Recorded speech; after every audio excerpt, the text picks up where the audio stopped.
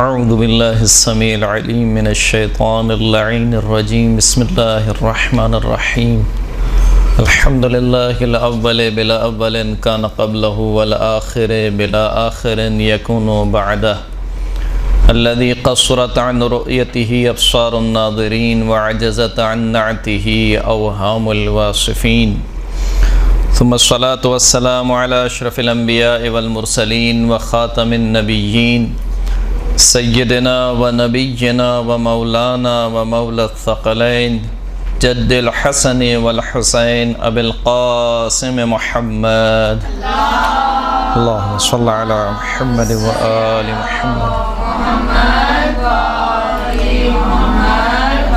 وعلى آله الطيبين الطاهرين المعصومين المنتجبين المنتخبين الميامين الذين أذهب الله عنهم الرجس وطهرهم تطهيرا اللهم صل على محمد وآل محمد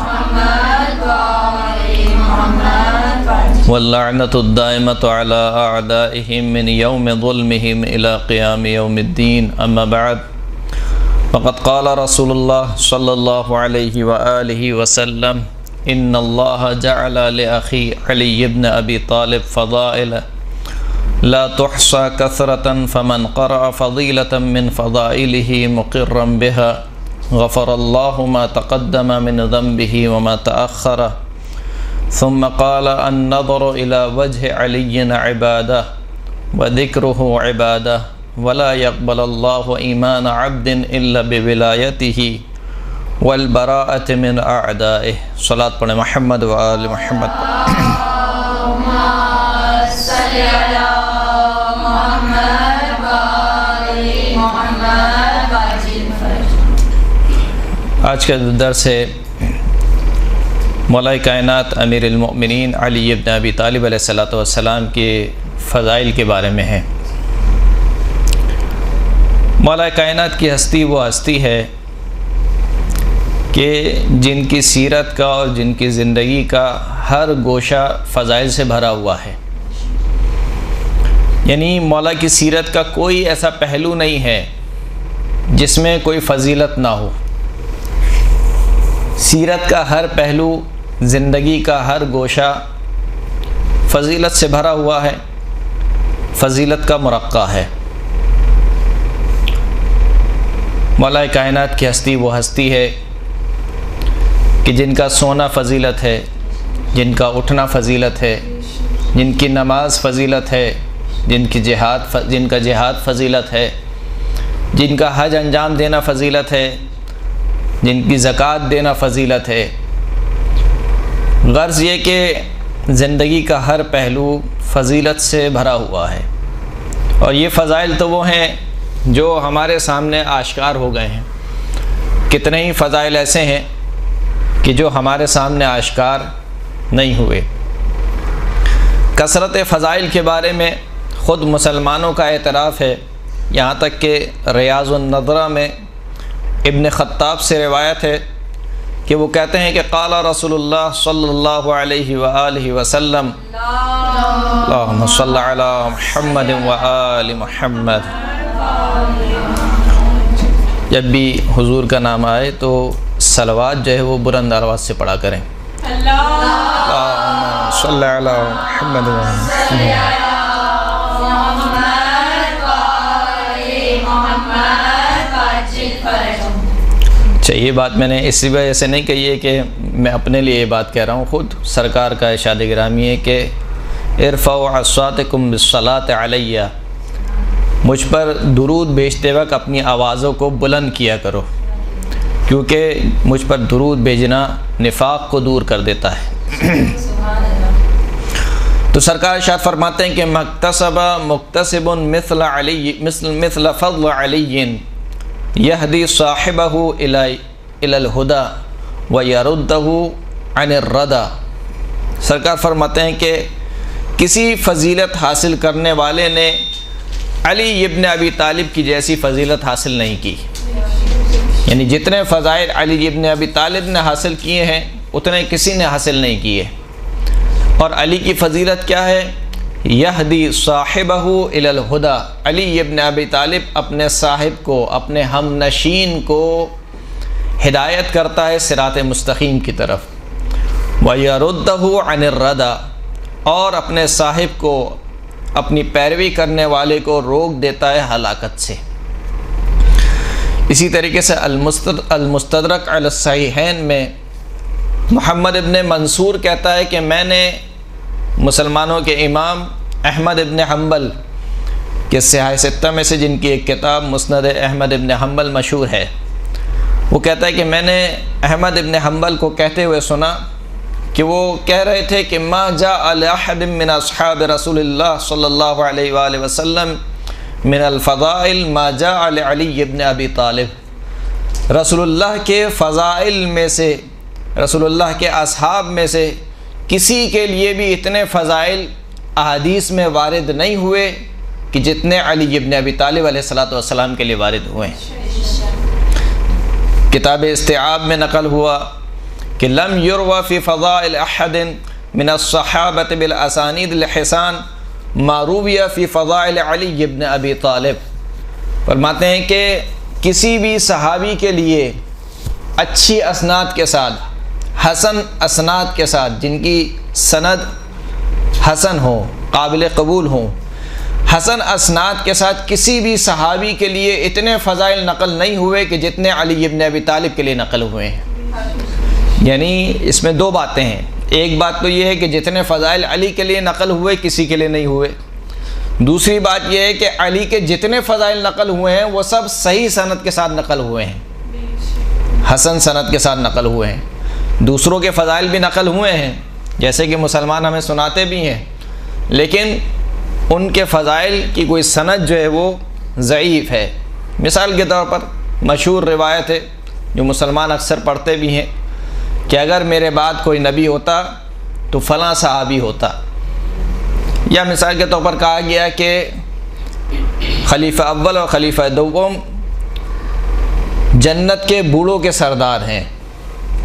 یہ تمام کی تمام روایت اور اس سے مشابہ ملتی جلتی روایت ہیں گی، ان کی سند سب کی ضعیف ہے۔ اول تو یہ فضیلت نہیں ہے، اور دوم یہ کہ ان کی جو اسناد ہیں وہ اسناد بھی ضعیف اسناد ہیں، لیکن علی ابن ابی طالب کے تمام فضائل حسن اسناد کے ساتھ نقل ہوئے ہیں۔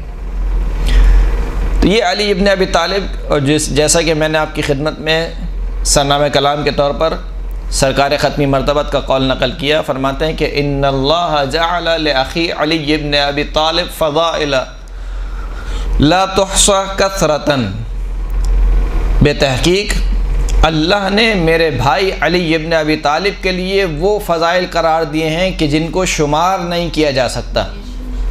اور ایک دوسری روایت میں ہے کہ اللہ نے میرے بھائی علی ابن ابی طالب کے لیے اتنے فضائل قرار دیے ہیں کہ ان کو سوائے اللہ کے اور کوئی شمار نہیں کر سکتا۔ اور پھر سرکار ارشاد فرماتے ہیں کہ من قرأ فضیلۃ من فضائلہ، جو شخص بھی علی کی فضیلت میں سے کسی ایک فضیلت کو پڑھے، مقرم بہا، اور صرف پڑھ کے چھوڑ نہ دے بلکہ اس کا اقرار بھی کرتا ہو، اس فضیلت کا اقرار بھی کرتا ہو، تو اس کی جزا کیا ہے؟ غفر اللہ سبحانہ وتعالی ما غفر اللہ سبحانہ وتعالی لہ ما تقدم من ذنبہ وما تأخر، خداوند کریم اس کے تمام پچھلے گناہوں کو بخش دیتا ہے۔ جو شخص بھی علی ابن ابی طالب کے فضائل میں سے کسی ایک فضیلت کو پڑھے اس حال میں کہ اس فضیلت کا اقرار بھی کرتا ہو، تو اس کی جزا کیا ہے، اس کا ثواب کیا ہے کہ خداوند کریم اس کے تمام پچھلے گناہوں کو بخش دیتا ہے۔ ومن کتب فضیلۃ من فضائلہ لم تزل الملائکۃ تستغفر له ما بقی لتلک الکتابۃ رسم، اگر کوئی شخص علی کے فضائل میں سے کسی ایک فضیلت کو لکھے، جیسے آپ سب الحمدللہ لکھ رہی ہیں، اتنے لکھنے میں مگن ہیں کہ سن نہیں رہی ہیں، اگر علی ابن ابی طالب کے فضائل میں سے کسی ایک فضیلت کو لکھے تو اس کی جزا کیا ہے؟ خدا کریم رسول خدا ارشاد فرماتے ہیں کہ لم تزل الملائکۃ تستغفر لہ، جب تک اس لکھے ہوئے صفحے کے اوپر اس کتابت میں سے کوئی خط اس کا باقی رہے گا، اس وقت تک ملائکہ اس کے لیے استغفار کرتے رہیں گے، اس وقت تک۔ اب جو پینسل سے لکھ رہا ہے وہ خود سوچ لے، اور جو پین سے لکھ رہا ہے وہ خود سوچ لے کب تک باقی رہے گا۔ بہرحال تو ملائکہ اس وقت تک اس کے لیے استغفار کرتے رہیں گے جب تک اس کتابت کا کوئی اثر باقی رہے گا۔ وَمَنِ اسْتَمَعَ إِلَى فَضِيلَةٍ مِّن فَضَائِلِهِ، اور جو شخص علی کے فضائل میں سے کسی فضیلت کو سنے، الحمدللہ یہاں پہ سارے کام ہو رہے ہیں، لکھ بھی رہے ہیں اور سن بھی رہے ہیں اور پڑھ بھی رہے ہیں۔ پہلا ثواب تھا پڑھنے کے بارے میں، دوسرا ثواب تھا لکھنے کے بارے میں، تیسرا ثواب ہے سننے کے بارے میں۔ اگر علی کے فضائل میں سے کسی فضیلت کو سنے، غفر اللہ لہ الذنوب التی اکتسبہا بالسمع، خداوند کریم اس کے وہ گناہ معاف کر دیتا ہے جو اس نے کانوں سے کمائے ہیں۔ کانوں کے گناہ کون سے ہیں؟ غیبت، سب سے رائج گناہ ہے عورتوں میں۔ کانوں کا گناہ کیا ہے؟ غیبت کو سننا، یا مثال کے طور پر مردوں کا رائج گناہ کیا ہے؟ گانا سننا۔ تو خداوند کریم اس کے وہ گناہ معاف کر دے گا جو اس نے کانوں کے ذریعے سے کمائے ہیں۔ وَمَن نَظَرَ إِلَى كِتَابٍ مِّن فَضَائِلِهِ، اور جو شخص کسی ایسی کتاب کی طرف نگاہ کرے، کسی ایسے ورق کی طرف نگاہ کرے کہ جس میں علی کی فضیلت لکھی ہوئی ہو، جیسے ابھی آپ لکھ رہی ہیں، بعد میں انشاءاللہ اس کو دیکھیں گی۔ تو اگر کوئی شخص علی کے فضائل میں سے کسی فضیلت کو لکھا ہوا دیکھے، غفر اللہ الذنوب التی اکتسبہا بالنظر، خداوند کریم اس کے وہ گناہ بخش دیتا ہے جو اس نے آنکھوں سے کمائے ہیں۔ اب اس کے بعد اللہ کے رسول ارشاد فرماتے ہیں ثم قال النظر الى وجہ علی عبادہ، علی کے چہرے کی طرف نگاہ کرنا عبادت ہے۔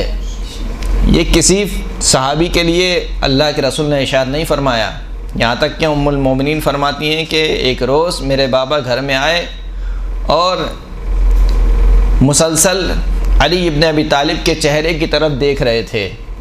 تو میں نے ان سے پوچھا کہ کیا ہوا ہے آپ کو کہ آپ مسلسل آنکھیں ٹکا کر دیکھ رہے ہیں علی ابن ابی طالب کی طرف؟ تو میرے بابا نے کہا کہ کیا تو نے رسول اللہ کا یہ قول نہیں سنا کہ النظر الی وجہ علی عبادہ، کہ علی کے چہرے کو دیکھنا عبادت ہے۔ مسجد النبوی میں تمام اصحاب مشغول تھے نمازوں میں، کوئی نماز پڑھ رہا ہے، کوئی قرآن پڑھ رہا ہے۔ کونے میں جناب ابو ذر تھے، وہ کچھ نہیں کر رہے تھے، فقط علی ابن ابی طالب کو دیکھ رہے تھے۔ تو کہا کہ کوئی نماز پڑھ رہا ہے، کوئی قرآن پڑھ رہا ہے، آپ ایسے ہی بیٹھے ہوئے؟ کہا نہیں، وہ بھی عبادت کر رہے ہیں، میں بھی عبادت کر رہا ہوں۔ کیا تو نے رسول اللہ کو نہیں سنا کہ النظر الی وجہ علی عبادہ، علی کے چہرے کی طرف دیکھنا عبادت ہے۔ اب یہ فضیلت ہے، لیکن بہرحال کچھ مسلمان اس کی تعویل کرتے ہیں کہ یہ جو اللہ کے رسول نے کہا ہے نا کہ النظر الی وجہ علی عبادہ، اس کی وجہ کیا ہے؟ کہ اس کی وجہ یہ ہے کہ مولا کائنات کی زبان مبارک پر ہمیشہ کلمہ لا الہ الا اللہ رہتا تھا، ہمیشہ۔ تو جب بھی کوئی علی ابن ابی طالب کو دیکھتا تھا تو وہ اس کلمے کی یاد میں محو ہو جاتا تھا کہ وہ کلمہ جو مولا کی زبان پر جاری ہوا۔ اب بہرحال روایت میں تو ایسی کوئی چیز ذکر نہیں ہوئی کہ علی ابن ابی طالب کے چہرے کو اس لیے دیکھنا عبادت ہے کہ اس کے دیکھنے سے کلمہ توحید یاد آ جاتا ہے، لیکن کم از کم اتنا تو پتہ چل گیا کہ علی کا چہرہ وہ ہے جو توحید کا آئینہ دار ہے، کہ جو توحید کو بیان کرنے والا ہے۔ پھر فرمایا کہ ذکرہ عبادہ، علی کا ذکر بھی عبادت ہے۔ ولا يقبل اللہ ایمان عبد، خداوند کریم کسی بندے کا ایمان قبول نہیں کرے گا الا بولایتہ، مگر علی کی ولایت کے سبب، والبراءۃ من اعدائہ، اور پھر فقط ولایت کا ہونا کافی نہیں ہے، علی کے دشمنوں سے براءت بھی رکھے، اظہار بیزاری بھی کرے۔ صرف علی کو مان لینا کافی نہیں ہے، علی کے دشمنوں کو نہ ماننا بھی ضروری ہے۔ تو یہ علی ابن ابی طالب کے فضائل ہیں کہ جو کثرت کے اعتبار سے قابل شمار نہیں ہے. ہر فضیلت پر ثواب خداوند کریم عطا کر رہا ہے. یہاں تک کہ علی کو دیکھنا عبادت ہے، علی کا ذکر عبادت ہے. زینوا مجالسکم بذکر علی ابن ابی طالب، اپنی مجالس کو زینت بخشو. کس کے ذکر سے؟ علی کے ذکر سے اپنی مجالس کو زینت بخشو. یعنی وہ ذکر کتنا بلند ہوگا کہ جس کے متعلق خود اللہ کے رسول کہہ رہے ہیں کہ اپنی مجالس کو علی کے ذکر سے مزین کرو، زینت بخشو. ممکن ہے کہ کسی کے ذہن میں سوال آئے کہ بھلا کیوں نہ ہم اپنی مجالس کو اللہ کے ذکر سے مزین کریں. اللہ کا ذکر بہرحال خداوند کریم ہے، وہ خداوند کریم کہ جس نے علی کو فضائل عطا کیے ہیں. علی ابن ابی طالب کے پاس جو کچھ ہے وہ سب کس کا دیا ہوا ہے؟ اللہ کا دیا ہوا ہے. اللہ کمال مطلق ہے، کمال مطلق. اس کے فضائل، اللہ کے فضائل کسی کے دیے ہوئے نہیں ہیں. اہل بیت اطہار کے فضائل کس کے دیے ہوئے ہیں؟ اللہ کے دیے ہوئے ہیں. اہل بیت اطہار نے اپنے آپ کو اس اہلیت پر پہنچایا ہے کہ جس سے اللہ نے ان کو فضائل عطا کیے ہیں. تو کیوں نہ ہم اللہ کا ذکر کریں بجائے اس کے کہ ہم علی کا ذکر کریں. تو معصوم ارشاد فرماتے ہیں کہ ان ذکرنا من ذکر اللہ و ان ذکر عدونا من ذکر الشیطان. بتحقیق ہمارا ذکر اللہ کا ذکر ہے اور ہمارے دشمنوں کا ذکر شیطان کا ذکر ہے. مجتمع قوم فی مجلس لم یذکر اللہ ولم یذکرنا الا کان ذلک المجلس حسرۃ علیہم یوم القیامہ. کوئی قوم بھی کسی مجلس میں اکٹھے بیٹھتی نہیں ہے، جمع نہیں ہوتی ہے، ایسی مجلس کہ جس میں نہ اللہ کا ذکر ہو اور نہ ہم محمد اور آل محمد کا ذکر ہو. صلی علی محمد و آل محمد. فرماتے ہیں کہ یہ جو مجلس ہے، یہ جو محفل ہے کہ جس میں نہ اللہ کا ذکر ہو رہا ہے نہ ہمارا ذکر ہو رہا ہے، یہ محفل، یہ مجلس ان مجلس میں بیٹھنے والوں کے لیے قیامت کے دن حسرت بن جائے گی. یعنی کیا مطلب حسرت بن جائے گی؟ یعنی وہ حسرت کریں گے کہ کاش ہم اس طریقے سے نہ بیٹھتے، کاش ہم بیٹھ رہے تھے ادھر کی فضول گفتگو کر رہے تھے.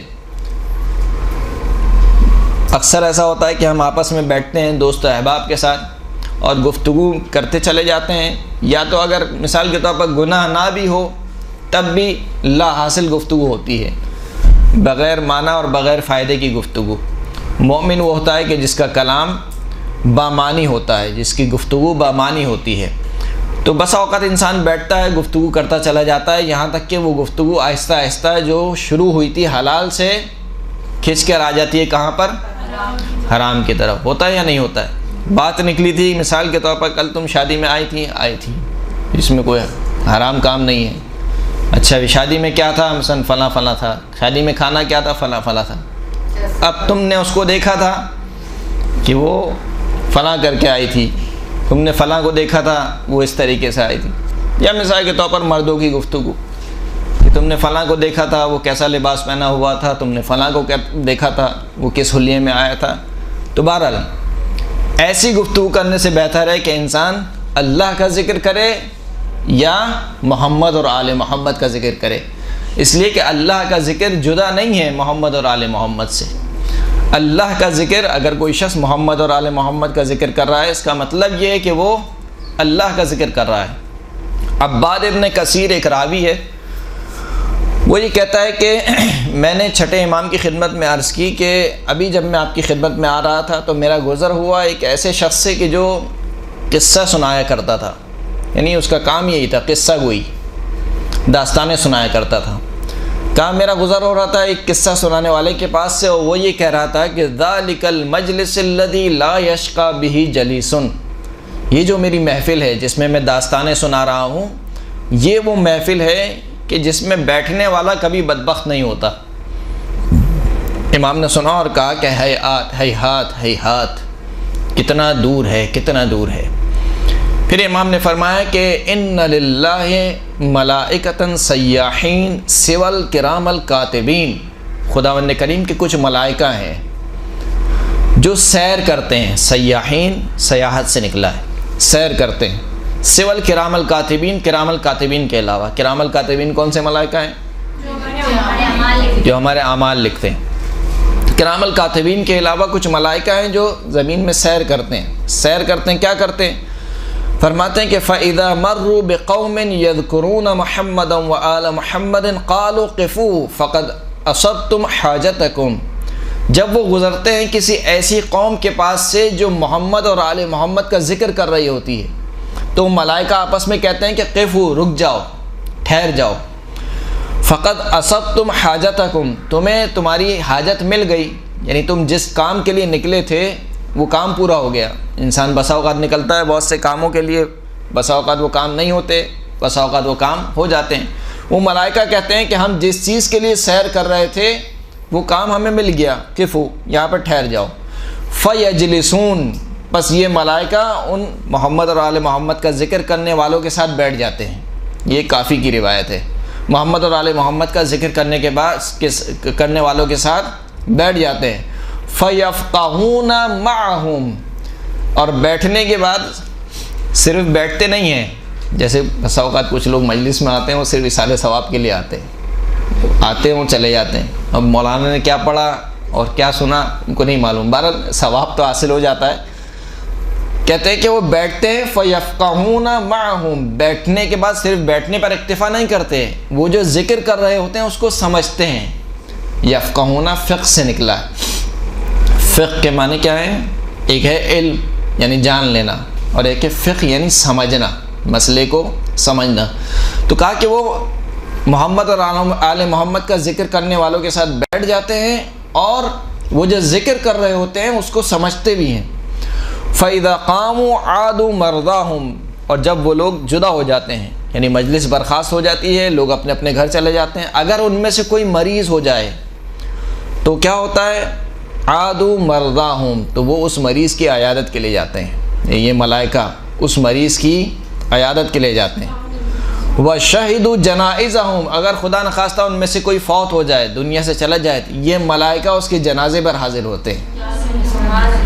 فَذَلِكَ الْمَجْلِسِ الَّذِي لَا يَشْقَى بِهِ جَلِيسٌ، بے تحقیق یہ وہ مجلس ہے، چھٹے امام فرمانے، یہ وہ مجلس ہے کہ جس میں بیٹھنے والا کبھی بھی بدبخت نہیں ہوتا۔ یعنی محمد اور آل محمد کا ذکر وہ ہے، چاہے فضائل کے اعتبار سے ہو، چاہے اخلاقیات کے حوالے سے ہو، اگر جس مجلس میں محمد اور آل محمد کا ذکر ہو رہا ہے وہ مجلس ایسی ہے کہ جس میں بیٹھنے والا کبھی بھی بدبخت نہیں ہوگا۔ صلوات پڑھیں محمد و آل محمد پر۔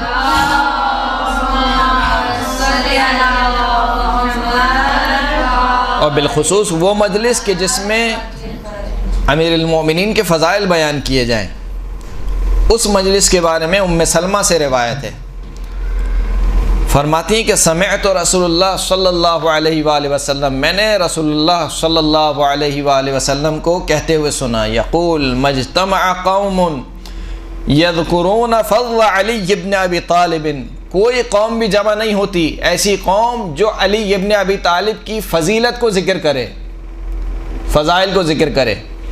آج کل تھوڑا سا یہ بھی چل گیا ہے کہ یہ مولانا تو فقط فضائل ہی پڑھتے ہیں، یا اس مجلس میں تو فقط فضائل ہی بیان ہوتے ہیں، تو افراط و تفریط نہیں ہونی چاہیے، فضائل بھی بیان ہونے چاہیے، اخلاقیات بھی بیان ہونی چاہیے، جو معاشرے کی ضرورت ہے وہ بھی بیان ہونے چاہیے، لیکن اس کا یہ مطلب نہیں ہے کہ اگر فضائل بیان ہو رہے ہیں تو وہ مجلس نہیں ہے، بلکہ اصل تو مجلس ہی وہی ہے، زینوا مجالسکم بذکر علی ابن ابی طالب۔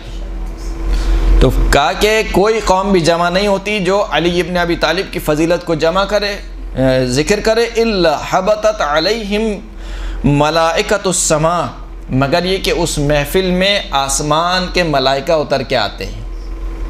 جس محفل میں کیا ہو رہا ہے؟ علی کی فضیلت بیان ہو رہی ہے۔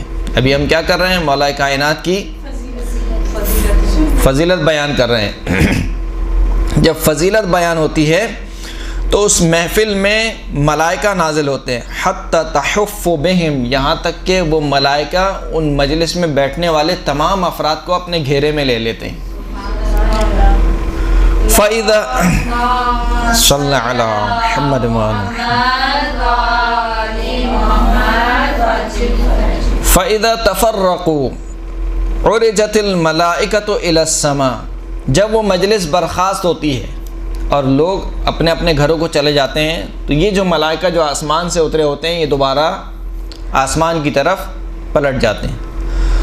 فَيَقُولُ لَهُمُ الْمَلَائِكَةُ، بس ملائکہ ان سے کہتے ہیں اِنَّا نَشُمُّ مِنْ رَائِحَتِكُمْ مَا لَا نَشُمُّهُ مِنَ الْمَلَائِكَةِ، جب یہ آسمان پر واپس لوٹ کے جاتے ہیں تو کچھ ملائکہ سے ملاقات کرتے ہیں، تو وہ جو ملائکہ ان سے ملاقات کرتے ہیں وہ کہتے ہیں کہ ہمیں تمہارے پاس سے ایسی خوشبو آ رہی ہے جو ہمیں دوسرے ملائکہ کے پاس سے نہیں آ رہی۔ تو یہ ملائکہ کہتے ہیں جو نیچے سے زمین سے آسمان کی جانب گئے ہیں، کہتے ہیں کہ فَيَقُولُونَ كُنَّ عِنْدَ قَوْمٍ يَذْكُرُونَ مُحَمَّدًا وَأَهْلَ بَيْتِهِ، ہم ایسی قوم کے پاس تھے کہ جو محمد اور اہل بیت محمد علیہ السلام کا ذکر کر رہی تھی۔ فَعَلَقَ عَلَيْنَا مِنْ رِيحِهِمْ، پس ان کی خوشبو ہم سے مس ہو گئی۔ فَتَعَطَّرْنَا، پس ہم ان کی خوشبو سے معطر ہو گئے۔ فَيَقُولُونَ، تو وہ ملائکہ کہتے ہیں کہ اِحْبِطُوا بِنَا إِلَيْهِمْ، ہمیں بھی ان کی طرف لے چلو، یعنی جس مجلس سے ابھی تم اٹھ کے آ رہے ہو ہمیں بھی اس محفل میں لے چلو۔ تو یہ ملائکہ جواب دیتے ہیں فَيَقُولُونَ تَفَرَّقُوا، وہ مجلس تو برخاست ہو گئی، سب اپنے اپنے گھروں کو چلے گئے۔ تو پھر ملائکہ کہتے ہیں کہ اِحْبِطُوا بِنَا حَتَّى تَعَطَّرَ بِذَلِكَ الْمَكَانِ حَتَّى نَتَعَطَّرَ بِذَلِكَ الْمَكَانِ، یہ ملائکہ کہتے ہیں کہ اگر وہ لوگ اپنے گھروں کو چلے بھی گئے ہیں پھر بھی ہمیں اس جگہ پر لے چلو کہ جہاں پر علی کے فضائل ذکر ہو رہے تھے، کہ ہم اس جگہ سے اپنے آپ کو معطر کر لیں گے۔ صلوات پڑھیں محمد و آل محمد۔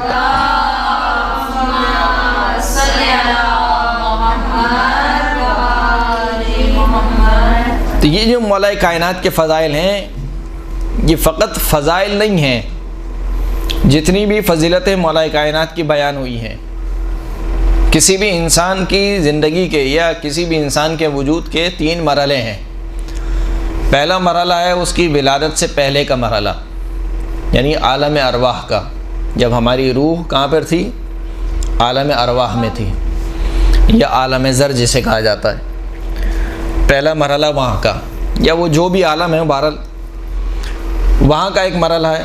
دوسرا مرحلہ ہے اس دنیا میں آ جانے کے بعد کا مرحلہ، یعنی دنیاوی زندگی۔ اور تیسرا مرحلہ ہے اس دنیا سے رخصت ہونے کے بعد کا مرحلہ۔ یہ 3 مرحلے ہیں، ولادت سے پہلے کا مرحلہ جسے ہم عالم زر یا عالم ارواح کہتے ہیں، ولادت کے بعد کا مرحلہ جو کہ دنیاوی زندگی ہے، اور پھر اس کے بعد مر جانے کے بعد جو برزخ سے لے کر محشر تک، قیامت تک کا مرحلہ ہے۔ یہ 3 مرحلے ہیں۔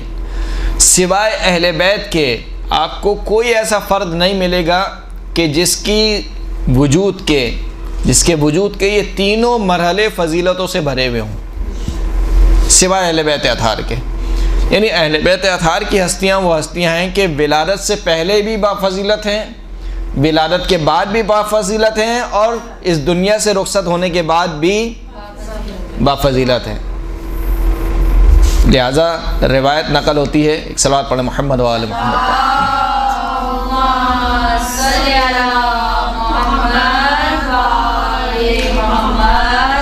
اب مولا کائنات کی زندگی کا جو ولادت سے پہلے کا مرحلہ ہے، یعنی اس عالم کا مرحلہ جو جب ابھی دنیا نہیں بنی تھی، جب ابھی یہ ہستیاں دنیا میں نہیں آئی تھی۔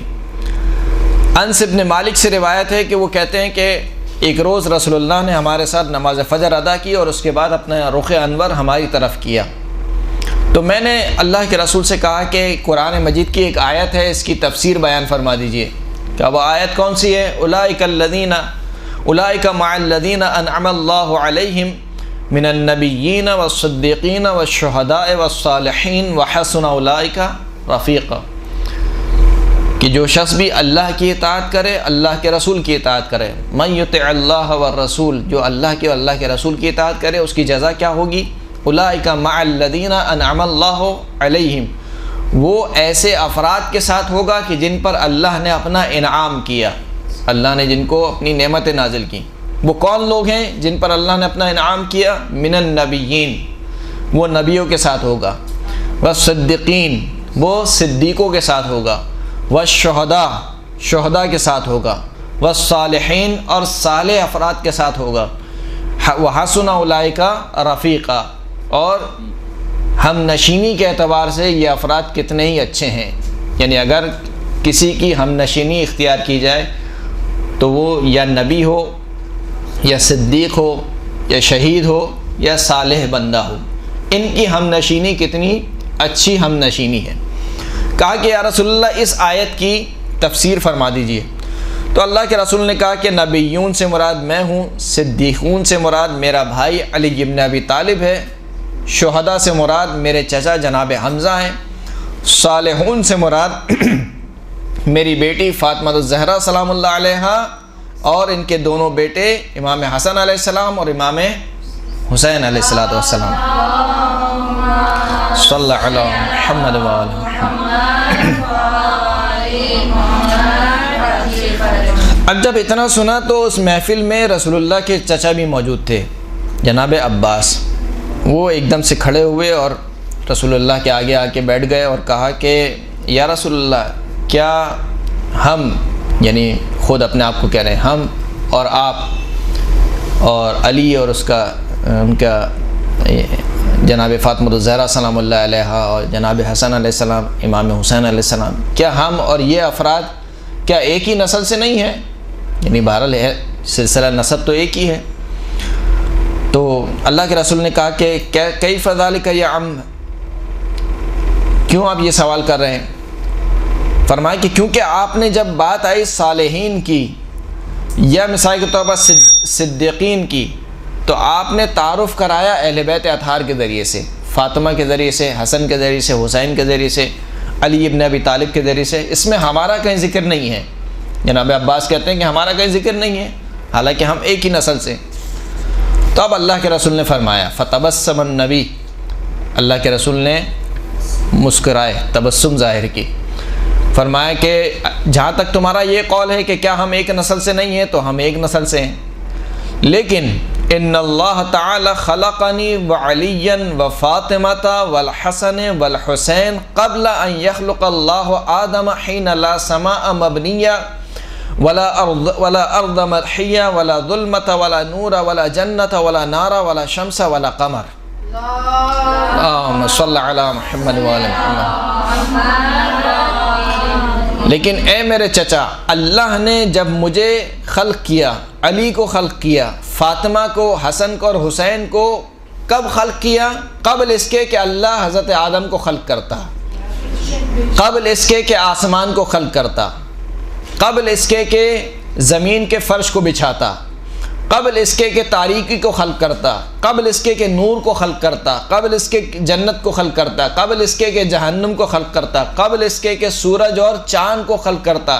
ان تمام خلقت سے پہلے اللہ نے ہماری خلقت کو رکھا۔ کس کی خلقت کو؟ محمد اور آل محمد کی خلقت۔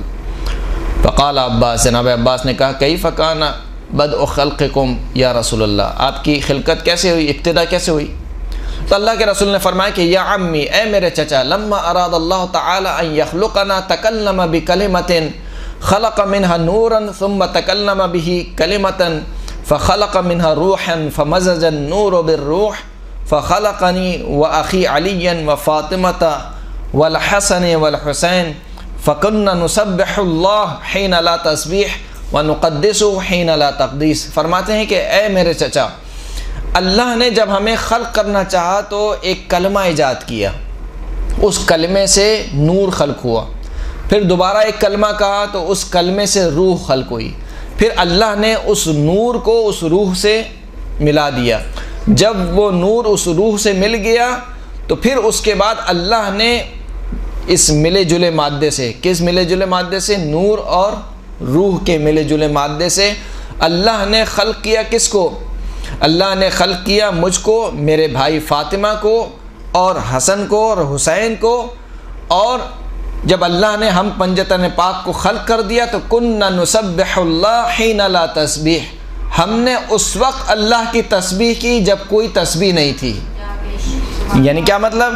یعنی ہم نے فرشتوں کو دیکھ کر اللہ کی تسبیح نہیں کی ہے، فرشتوں نے ہمیں دیکھ کر اللہ کی تسبیح کی ہے۔ جب تو کوئی مخلوق ہی نہیں تھی، یعنی ہمارے علاوہ کوئی تھا ہی نہیں، تو ہم نے اس وقت اللہ کی تسبیح کی جب کوئی اللہ کی تسبیح کرنے والا نہیں تھا، اور ہم نے اس وقت اللہ کی تقدیس بیان کی، اس کی قداست کو بیان کیا کہ جب اللہ کی کوئی تقدیس بیان کرنے والا نہیں تھا۔ پھر اس کے بعد اللہ کے رسول شاہ فرماتے ہیں فلما اراد اللہ، یہ روایت میں کس ضمن میں سنا رہا ہوں؟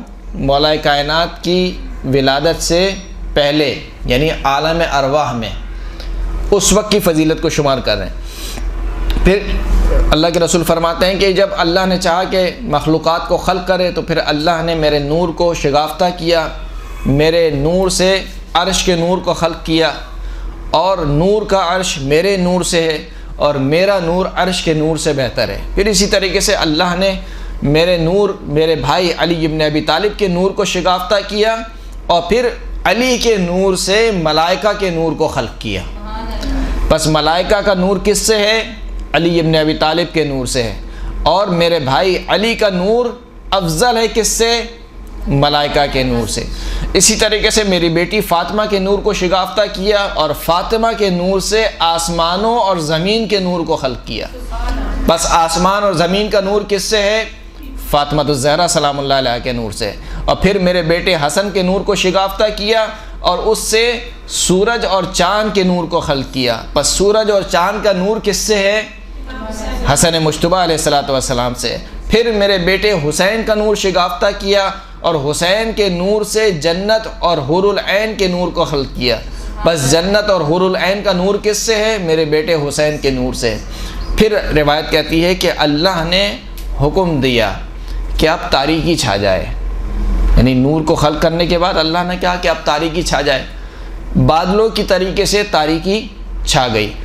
جب تمام عالم میں تاریکی چھا گئی، فوجت الملائکۃ بالتسبیح والتقدیس، تو بس ملائکہ نے تسبیح اور تقدیس کو چیخ و پکار کے ذریعے، یعنی ایک ہوتا ہے تسبیح و تقدیس آہستہ آہستہ زبان سے ادا کرنا، ایک ہوتا ہے چلانا، چیخنا۔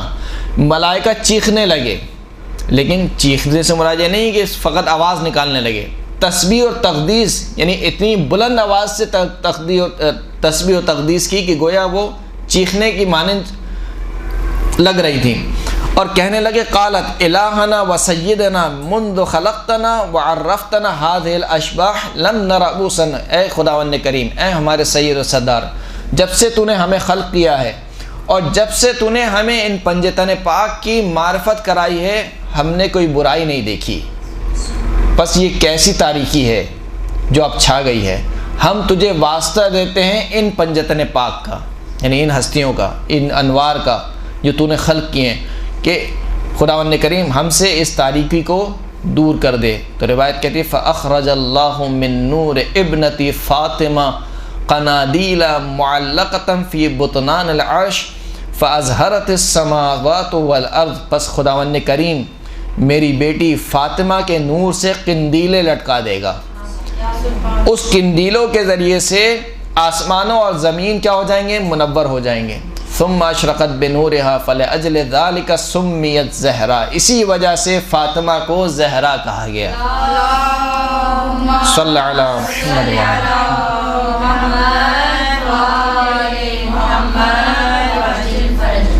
بس خداوند کریم نے ملائکہ کی طرف وحی نازل کی کہ ھذا نور اخترعته من نور جلالی لامۃ فاطمہ ابنت حبیبی، یہ جو نور تم اب دیکھ رہے ہو، یہ نور اس کو میں نے خلق کیا ہے اپنی جلالت کے نور سے، اور یہ نور میری کنیز فاطمہ کے لیے ہے، یعنی میری کنیز فاطمہ کا نور ہے۔ کون فاطمہ؟ ابنت حبیبی، میرے حبیب کی بیٹی، وزوجت ولی، میرے ولی کی زوجہ، واخی نبی، اور میرے نبی کے بھائی کی زوجہ، وابی حججی علی عبادی، اور میرے بندگان پر جو حجت خدا ہیں ان کے باپ کی، یعنی ان کے والد گرامی کی زوجہ، اشہدکم ملائکتی انی قد جعلت ثواب تسبیحکم و تقدیسکم لہذا المرأۃ و شیعتها، میں تم ملائکہ کو گواہ بناتا ہوں کہ میں نے تمہاری تسبیح اور تمہاری تقدیس کا ثواب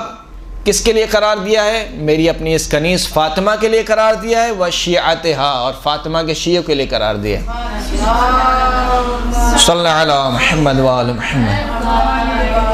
تو یہ مولا کائنات کی، یعنی اگرچہ کہ پنجرۃ پاک کا اس میں ذکر ہے، اس میں مولا کائنات بھی شامل ہے۔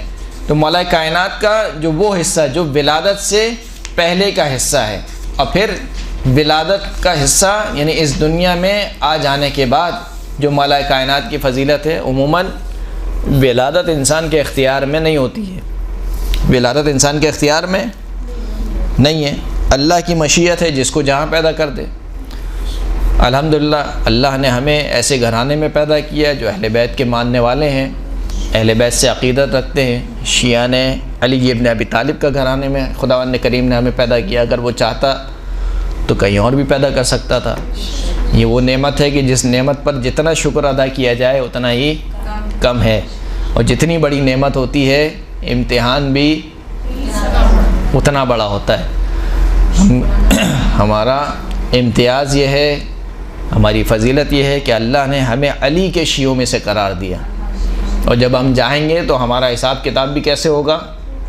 جیسے علی کے شیعوں کا ہونا چاہیے کہ اگر کوئی دوسرا گناہ کرے تو چلیں وہ گناہ کر رہا ہے، لیکن تم تو علی کے چاہنے والے ہو، وہ علی ابن ابی طالب کہ جس کا ایک لقب کیا ہے؟ امام المتقین، متقین کا امام ہے، تو تم کیسے علی ابن ابی طالب کو اپنا امام کہہ رہے ہو جبکہ تم میں تقوی نام کی ذرہ برابر بھی چیز نہیں ہے؟ بہرحال عموماً ولادت انسان کے اختیار میں نہیں ہے، اللہ جیسے چاہے جہاں چاہے انسان کو خلق کر دے، لیکن علی کی ولادت بھی بافضیلت ہے، علی کی ولادت بھی خداوند کریم نے بافضیلت رکھی ہے۔ یعنی ممکن تھا کہ خداوند کریم علی ابن ابی طالب کو عام بچوں کی طرح سے پیدا کر دیتا، جیسے عام بچے پیدا ہوتے ہیں ویسے علی ابن ابی طالب بھی پیدا ہو جاتے، لیکن علی ابن ابی طالب کو کی ولادت کو بھی اللہ نے ایک خاص انداز میں رکھا کہ روایت کہتی ہے کہ صحن کعبہ میں یزید ابن کعنب یہ روایت کرتا ہے کہ میں جناب عباس کے ساتھ بیٹھے ہوئے تھے، اور کچھ گروہ تھا جو کہ بنی عبد العزہ، یہ ایک قبیلے کا نام ہے، بنی عبد العزہ کے کچھ لوگ ہمارے ساتھ بیٹھے ہوئے تھے صحن کعبہ میں، یہاں تک کہ ہم نے دیکھا کہ ایک بی بی خانہ کعبہ کی طرف آ رہی ہیں اور وہ حاملہ ہے اور ان کو ولادت کی تکلیف ہو رہی ہے۔ اس بی بی نے خانہ کعبہ کے پاس آنے کے بعد خداوند کریم کی بارگاہ میں دعا کے لیے ہاتھ بلند کی اور کہا کہ یا ربی انی مؤمنۃ بک وبما جاء من عندک من رسل وکتب، اے میرے پروردگار میں تجھ پر ایمان لاتی ہوں اور جو بھی تیری جانب سے آیا ہے چاہے رسولوں میں سے چاہے کتابوں میں سے، میں ان تمام چیزوں پر ایمان رکھتی ہوں۔ وَإِنِّي مُصَدِّقَةٌ بِكَلَامِ جَدِّ ابراہیم الخلیل، اور میں تصدیق کرنے والی ہوں اپنے جد حضرت ابراہیم کے کلام کی۔ الَّذِي بَنَا هَذَا الْبَيْتِ الْعَتِيقِ، جس نے یہ گھر بنایا ہے، یعنی حضرت ابراہیم جنہوں نے اس خانہ کعبہ کی تعمیر کی ہے۔ پس یہاں سے کیا پتہ چلتا ہے؟ جناب فاطمہ بنت اسد کون ہے؟ کافرہ ہیں یا مومنہ ہیں؟ مومنہ ہیں۔ کیسی مومنہ ہیں؟ اللہ پر ایمان رکھتی ہیں، تمام رسولوں پر ایمان رکھتی ہیں، جو کتابیں اللہ کی جانب سے آئی ہیں اس پر بھی ایمان رکھتی ہیں، اپنے جد حضرت ابراہیم کے کلام کی تصدیق کر رہی ہیں۔ تو حضرت فاطمہ بنت اسد جو کہ مومنہ ہیں اور زوجہ ہیں کس کی؟ جناب ابو طالب کی، جناب ابو طالب کی زوجہ ہیں۔ کب تک زوجہ رہیں؟ نہیں، جناب ابو طالب کی زوجہ ہیں۔ فاطمہ بنت اسد جناب ابو طالب کی زوجہ ہیں۔ کب تک زوجہ رہیں؟ کیا یہ ملتا ہے کہیں تاریخ میں کہ رسول خدا نے جناب ابو طالب کو حکم دیا ہو کہ تم اپنی بیوی کو چھوڑ دو؟ نہیں ملتا ہے۔ کیوں نہیں ملتا ہے؟ اس لیے کہ متفقہ ایک فقہی مسئلہ ہے کہ اگر دو میاں بیوی کافر ہوں اور بیوی ایمان لے آئے تو وہ خود بخود جدا ہو جاتی ہے، یعنی ان کے درمیان کیا ہو جاتا ہے؟ یہ طلاق ہو جاتی ہے خود بخود۔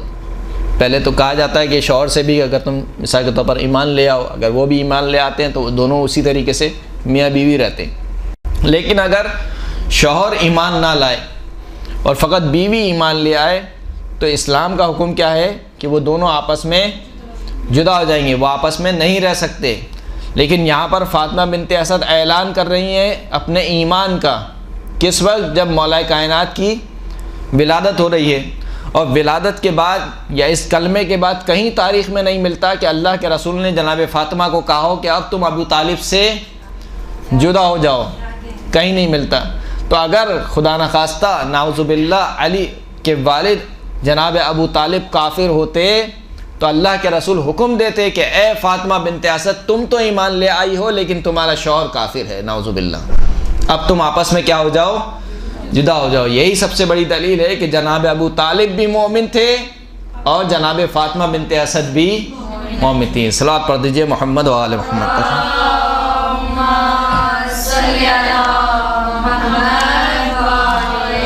یہاں پر اس روایت کو روکتے ہیں، کچھ ٹائم ہو گیا بریک کا، انشاءاللہ اگلے درس میں اسی سے کنٹینیو کریں گے۔ اعوذ باللہ السمیع العلیم من الشیطان اللعین الرجیم، بسم اللہ الرحمن الرحیم، الحمد للہ الاول بالاول کان قبلہ والآخر بالآخر یکون بعدہ، الذي قصرت عن رؤيته أبصار الناظرين وعجزت عن نعته أوهام الواصفين، ثم الصلاة والسلام على أشرف الأنبياء والمرسلين وخاتم النبيين سيدنا ونبينا ومولانا أبي القاسم محمد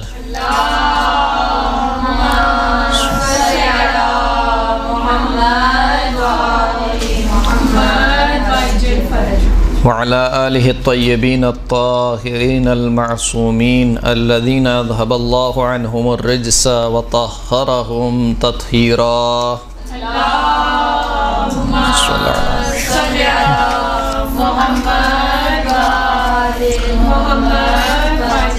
واللعنة الدائمة على أعدائهم من يوم ظلمهم إلى قيام يوم الدين، أما بعد، وقد قال الله سبحانه وتعالى في كتابه المجيد والفرقان الحميد وهو أصدق الصادقين وقوله الأحسن، بسم الله الرحمن الرحيم، وإذ ابتلى إبراهيم ربه بكلمات فأتمهن قال إني جاعلك للناس إماما قال ومن ذريتي قال لا ينال عهد الظالمين۔ صلاة پڑھے محمد و آل محمد۔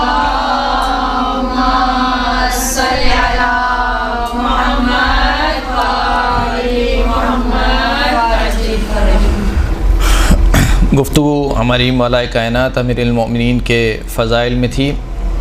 عرض یہ کر رہے تھے کہ مولا کائنات کا جو وجود ہے اس کے جو 3 مرحلے ہیں، اس دنیا میں آنے سے پہلے کا مرحلہ، اس دنیا میں آنے کے بعد کا مرحلہ اور اس دنیا سے چلے جانے کے بعد کا مرحلہ، یہ تینوں جو مراحل ہیں وہ فضیلتوں سے بھرے ہوئے ہیں۔ بالخصوص مولا کائنات کے فضائل عالم ارواح سے شروع ہوتے ہیں، یہاں تک کہ اس مادی دنیا کی ابتدا سے ہی مولا کائنات کے فضائل شروع ہو جاتے ہیں۔ یعنی جس انداز میں ولادت ہوئی ہے وہ ولادت ہی فضیلت رکھتی ہے کہ اس انداز میں کسی بچے کی ولادت نہیں ہوئی۔ عرض کر رہے تھے روایت میں کہ بی بی فاطمہ بنت اسد خانہ کعبہ کے نزدیک آئیں اور انہوں نے اللہ کی بارگاہ میں دعا کی کہ خداوند کریم میں تجھ پر ایمان رکھتی ہوں، جو تیرے رسول ہیں ان پر ایمان رکھتی ہوں، جو تیری جانب سے کتابیں نازل ہوئی ہیں ان پر ایمان رکھتی ہوں، اپنے جد حضرت ابراہیم کے کلام کی تصدیق کرتی ہوں، جو اس بات کی علامت ہے کہ فاطمہ بنت اسد مومنہ خاتون تھیں، اور کہیں پر بھی ہمیں تاریخ میں نہیں ملتا کہ رسول اللہ نے حکم دیا ہو جناب فاطمہ بنت اسد کو کہ تم ابو طالب سے جدا ہو جاؤ۔ جناب فاطمہ بنت اسد مرتے دم تک جناب ابو طالب کی زوجہ رہیں۔ جناب فاطمہ بنت اسد کے جن کا مقام بہت بلند ہے، کہ جنہوں نے رسول اللہ کی تربیت کیسے کی ہے کہ جب جناب فاطمہ بنت اسد کی وفات ہوتی ہے، رسول اللہ خود جناب فاطمہ بنت اسد کی قبر میں داخل ہوتے ہیں اور کہتے ہیں کہ یا امی بعد امی، اے میری ماں کے بعد میری ماں، یعنی رسول اللہ کو اس طریقے سے پالا ہے جس طریقے سے ایک ماں پالتی ہے، کہ اے میری وہ ماں کہ جس نے اپنے بچوں کو بھوکا سلایا لیکن مجھے بھوکا نہیں رہنے دیا، جو اپنے بچوں کے لیے جاگتی رہی ہے لیکن مجھے چین سے سلائے رکھا، یہاں تک کہ رسول اللہ نے خود اپنے پیراہن میں جناب فاطمہ بنت اسد کو کفن دیا۔ تو وہ فاطمہ بنت اسد وہ خانہ کعبہ کے نزدیک آئیں، دعا کرنے کے بعد اب کہتی ہیں فَبِحَقِّ الَّذِي بَنَا هَذَا الْبَيْتِ وَبِحَقِّ الْمَوْلُودِ الَّذِي فِي بَطْنِي إِلَّا مَا يَسَّرْتَ عَلَيَّ وِلَادَتِي، اے خداوند کریم تجھے واسطہ ہے اس ہستی کا جس نے یہ خانہ کعبہ بنایا ہے۔ کس نے بنایا خانہ کعبہ؟ حضرت ابراہیم اور حضرت اسماعیل نے، تو یہ حضرت ابراہیم کا واسطہ۔ وَبِحَقِّ الْمَوْلُودِ الَّذِي فِي بَطْنِي، خدایا تجھے اس مولود کا واسطہ ہے جو میرے شکم میں ہے۔ مولا کائنات وہ ہیں جو شکم مادر میں مشکل کشائی کرتے ہیں۔ کہا کہ خدایا اس مولود کا واسطہ ہے، مولا کائنات کا تجھے واسطہ ہے، الا یسرت لی ولادتی، خداوند کریم میرے لیے اس مولود کی ولادت کو آسان فرما دے۔ یزید ابن کعنب کہتا ہے کہ جیسے ہی فاطمہ بنت اسد کے الفاظ یہاں پر ابھی ختم ہوئے تھے کہ ہم نے دیکھا کہ ایک مرتبہ دیوار کعبہ شک ہوئی اور جناب فاطمہ بنت اسد خانہ کعبہ میں داخل ہوئیں۔ ہم نے بہت چاہا کہ خانہ کعبہ کے دروازے کو کھولیں لیکن خانہ کعبہ کا دروازہ نہیں کھلا۔ 3 دن تک جناب فاطمہ بنت اسد خانہ کعبہ میں رہیں۔ 3 دن تک مولا کائنات نے اپنی آنکھیں نہیں کھولیں۔ کیوں نہیں کھولیں؟ کیونکہ خانہ کعبہ میں بت رکھے ہوئے تھے۔ اس وقت مولا کائنات نے اپنی آنکھیں کھولیں جب مولا کائنات رسول اللہ صلی اللہ علیہ وآلہ وسلم کے آغوش میں آئے۔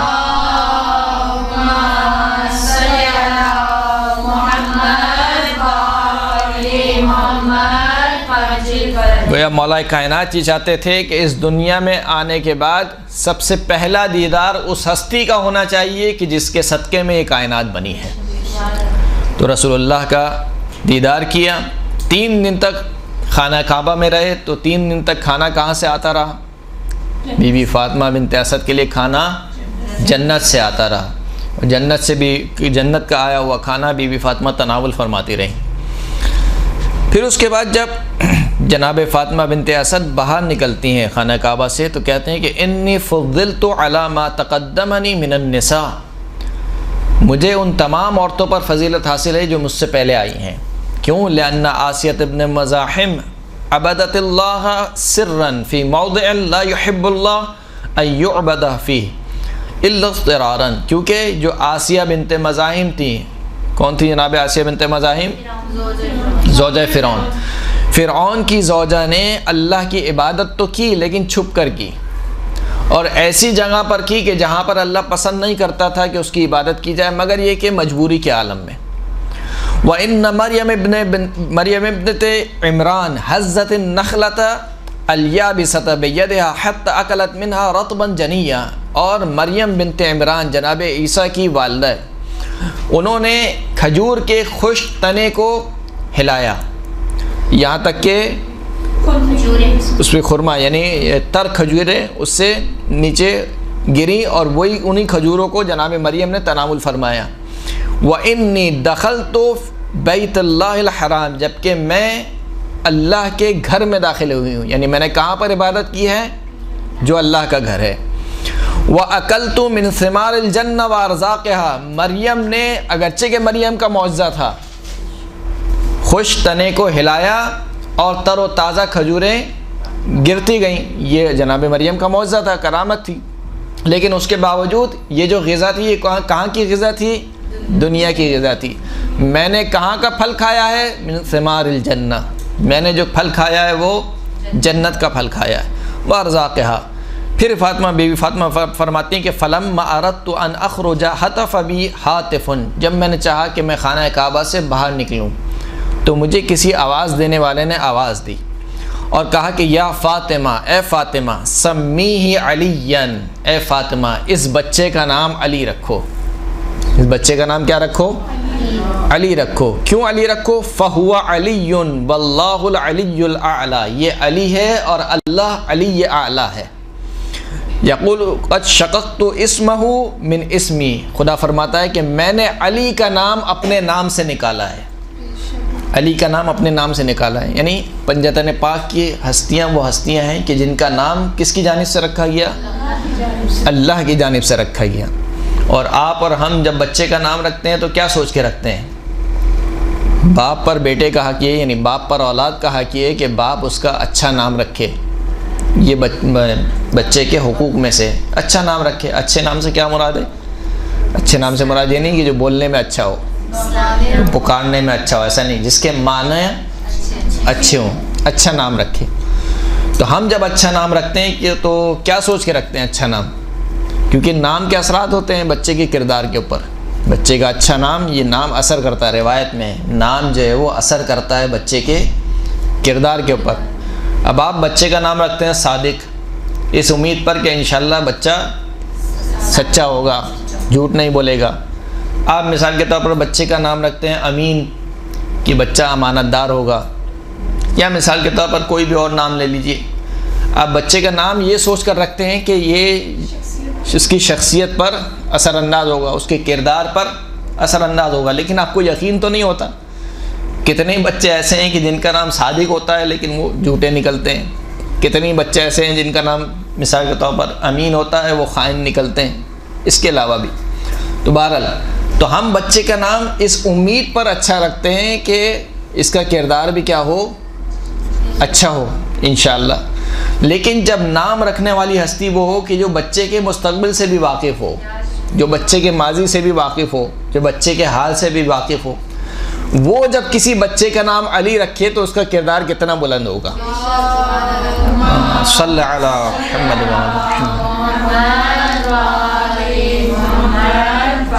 فرمایا کہ اے فاطمہ اس بچے کا نام علی رکھو، کہ میں نے اس کا بچے کا نام اپنے نام سے نکالا ہے. اور یہ نہیں کہ فقط نام نکالا ہے. وَأَدَّبْتُهُ بِآدَابِي، میں نے اپنے آداب سے اس بچے کی تربیت کی ہے. وَأَوْقَفْتُهُ عَلَى غَامِضِ عِلْمِي، میں نے اس بچے کو علم کی گہرائیوں تک رسائی دی ہے. یعنی اس کا علم کس سے دیا ہوا ہے؟ اللہ کا دیا ہوا ہے. وَهُوَ الَّذِي يَكْسِرُ الْأَصْنَامَ فِي بَيْتِي، یہی وہ بچہ ہے جو میرے گھر میں رکھے ہوئے بتوں کو توڑے گا. وَهُوَ الَّذِي يُؤَذِّنُ عَلَى ظَهْرِ بَيْتِي، یہی وہ بچہ ہے جو میرے گھر کی پشت پر اذان دے گا. وَيُقَدِّسُنِي وَيُمَجِّدُنِي فَطُوبَى لِمَنْ أَحَبَّهُ، پس خوشخبری ہو اس کے لیے جو اس بچے سے محبت رکھے. وَأَطَاعَهُ، اور اس بچے کی اطاعت کرے. وَوَيْلٌ لِمَنْ أَبْغَضَهُ وَعَصَاهُ، اور وائے ہو، عذاب ہو خدا کا اس پر جو اس بچے سے بغض رکھے اور اس کی معصیت کرے. تو یہ مولا کائنات کی فضیلت، یہاں تک کہ روایت کہتی ہے کہ مولا کائنات نے جو پہلی غذا لی ہے وہ کیا ہے؟ مولا کائنات کی پہلی غذا رسول اللہ کی زبان مبارک چوستے رہے، نہیں رسول اللہ کا لعاب دہن. پہلی غذا مولا کائنات کی رسول اللہ کا لعاب دہن. یہ یا علی کا امتیاز ہے یا علی کے بچوں کا امتیاز ہے. امام حسن مجتبیٰ کی پہلی غذا رسول اللہ کا لعاب دہن. امام حسین کی پہلی غذا رسول اللہ کا لعاب. یہاں تک جناب حسین کے بارے میں ملتا ہے کہ 6 ماہ تک ماں کا دودھ نہیں پیا. 6 ماہ تک رسول اللہ کا لعاب دہن سے ہی سیراب ہوتے رہے. یہ لعاب دہن مولا کائنات کی کیا تھی؟ پہلی غذا تھی. اور اس لعاب کی تاثیر کیا تھی؟ اس لعاب دہن کی تاثیر یہ تھی کہ جب مولا کائنات کو ظاہری خلافت ملی تو مولا کائنات مسجد کوفہ کے منبر پر تشریف لے گئے. رسول اللہ کا امامہ پہنے ہوئے، رسول اللہ کی عبا پہنے ہوئے، رسول اللہ کی نعلین پہنے ہوئے، یہاں تک کہ جو تلوار حمائل کی ہوئی تھی وہ بھی رسول اللہ کی تلوار. رسول اللہ کے زیورات سے آراستہ ہو کر منبر پر جلوہ افروز ہوئے. اور منبر پر آنے کے بعد کہا ایھا الناس سلونی قبل ان تفقدونی، اے لوگو مجھ سے پوچھو قبل اس کے کہ مجھے کھو دو. یہ نہیں کہا کہ مجھ سے پوچھو قبل اس کے کہ میں تمہارے درمیان سے چلے جاؤں. کہا نہیں، مجھ سے پوچھو قبل اس کے کہ تم مجھے کھو دو. اس کا مطلب ہے کہ بسا اوقات امام لوگوں کے درمیان ہوتا ہے، لیکن لوگ امام کو کھو دیتے ہیں، نہیں پہچان پاتے. جیسے کہ آج کا زمانہ ہے، غیبت کا زمانہ ہے. غیبت کا مطلب یہ نہیں ہے کہ امام کا ہم سے رابطہ نہیں ہے یا وہ ہمارے درمیان نہیں ہے، وہ ہم سے جدا ہو گئے. فرق صرف یہ ہے کہ ہم ان کو دیکھ کر بھی نہیں پہچان پاتے. تو کہا کہ سرونی قبل ان تفقدونی، اے لوگوں مجھ سے پوچھو قبل اس کے کہ مجھ کو کھو دو. پھر مولا کائنات نے جو اپنا ہاتھ سے اشارہ کیا اور اپنا ہاتھ اپنے شکم مبارک پر رکھا اور کہا کہ واللہ ھذا صفۃ العلم، خدا کی قسم لوگوں کا پیٹ کس چیز کا خزانہ ہوتا ہے؟ لوگوں کا جو پیٹ ہوتا ہے وہ فضلے کا خزانہ ہوتا ہے، یا جو غذا وہ کھاتے ہیں اس کا خزانہ ہوتا ہے. علی ابن ابی طالب کہہ رہے ہیں کہ واللہ ھذا صفۃ العلم، خدا کی قسم علی کا یہ پیٹ علم کا خزانہ ہے. علی کے پیٹ میں دنیاوی غذا نہیں ہے، علی کے پیٹ میں کیا ہے؟ علم ہے، یہ علم کا خزانہ ہے. ھذا واللہ لعاب رسول اللہ، خدا کی قسم یہ جو علم علی کی زبان پہ بول رہا ہے یہ رسول اللہ کا لعاب دہن ہے. تو وہ جو رسول اللہ کا لعاب دہن کی تاثیر کیا تھی کہ علی کا علم تاثیر کس کی؟ رسول اللہ کے لعاب دہن کی، جو رسول اللہ جو مولا کائنات کی پہلی غذا تھی، رسول اللہ کا لعاب دہن. اور پھر اس کے بعد مولا کائنات نے خطبہ ارشاد فرمایا. خطبہ ارشاد فرمانے کے بعد کہا کہ خدا کی قسم لو ثنیت لی الوسادۃ فجلست علیہا، اگر میرے لیے مسند بچھا دی جائے اور میں اس مسند پر بیٹھوں اور انجیل والے مجھ سے انجیل کا فیصلہ چاہیں تو خدا کی قسم میں ان کے درمیان انجیل سے فیصلہ کروں گا. اگر توریت والے مجھ سے توریت سے فیصلہ چاہیں تو خدا کی قسم میں ان کے درمیان توریت سے فیصلہ کروں گا. اور اگر قرآن والے مجھ سے قرآن سے فیصلہ چاہیں تو خدا کی قسم میں ان کے درمیان قرآن سے فیصلہ کروں گا. اور کیسا فیصلہ کروں گا؟ حتی نطق الانجیل صدق علی ما کذبا، یہاں تک کہ انجیل بول اٹھے گی کہ علی نے سچ کہا، علی نے جھوٹ نہیں کہا. یہاں تک کہ تورات بول اٹھے گی کہ علی نے سچ کہا، علی نے جھوٹ نہیں کہا. یہاں تک کہ قرآن بول اٹھے گا کہ علی نے سچ کہا، علی نے جھوٹ نہیں کہا. پھر مولا کائنات فرماتے ہیں کہ والذی برأ النسمہ، خدا کی قسم، اس خدا کی قسم کہ جس نے جان کو خلق کیا، انسان کو خلق کیا، تمام مخلوقات کو خلق کیا. لو سألتم عن آیت، اگر تم مجھ سے پوچھو ایک ایسی آیت کے بارے میں کہ آیا یہ مکی ہے یا مدنی ہے، سفر میں نازل ہوئی ہے یا حضر میں نازل ہوئی ہے، ناسخ ہے و منسوخ ہے، ناسخ ہے یا منسوخ ہے، محکم ہے یا متشابہ ہے، تفسیر ہے و تعبیل ہے، اس کی تفسیر کیا ہے، اس کی تعبیل کیا ہے، لأخبرتکم، خدا کی قسم یہ علی تمہیں ان سارے سوالوں کے جواب دے گا. اب اس محفل میں ایک تھا ثعلب کر کے شخص تھا، وہ کہنے لگا کہ آج تو مولا کائنات نے، یعنی مولا کائنات تو نہیں کہا اس نے، آج تو کہا کہ علی نے بہت بڑا دعویٰ کر دیا. واللہ لأخجلنہ، خدا کی قسم آج علی کو رسوا کر کے رہوں گا، علی کو رسوا کر کے رہوں گا. جس کا نام ہی علی ہے اس کے متعلق کہہ رہا ہے کہ اس کو رسوا کر کے رہوں گا. وہ علی جس کا نام اللہ نے علی رکھا ہے اس کے متعلق کوئی کہے کہ میں اس کو رسوا کر کے رہوں گا تو کتنا بیوقوف ہے. کہا کہ رسوا کر کے رہوں گا. آیا مولا کے پاس اور کہا کہ یا علی کیا آپ نے خدا کو دیکھا ہے؟ تو مولا کائنات نے کہا کہ میں ایسے خدا کی عبادت نہیں کرتا جس کو دیکھا نہ ہو. تو کہا کہ کیف یا ابن ابی طالب یا کیف یا ابو الحسن، کیسے آپ نے اللہ کو دیکھا ہے؟ تو کہا کہ بے وقوف، اللہ کو، بے وقوف ہی میرا لفظ ہے، اللہ کو ظاہری آنکھوں سے نہیں دیکھا جاتا بلکہ اللہ کو معرفت کی آنکھوں سے پہچانا جاتا ہے. اور علی ابن ابی طالب کی معرفت کیا ہے؟ علی ابن ابی طالب کی معرفت یہ ہے کہ لو کشفت لی الغطا مزددت یقیناً، اگر میرے لیے سارے کے سارے پردے اٹھا دیے جائیں تب بھی میرے یقین میں ذرہ برابر بھی اضافہ نہیں ہوگا. صلوات پڑھیں محمد و آل محمد.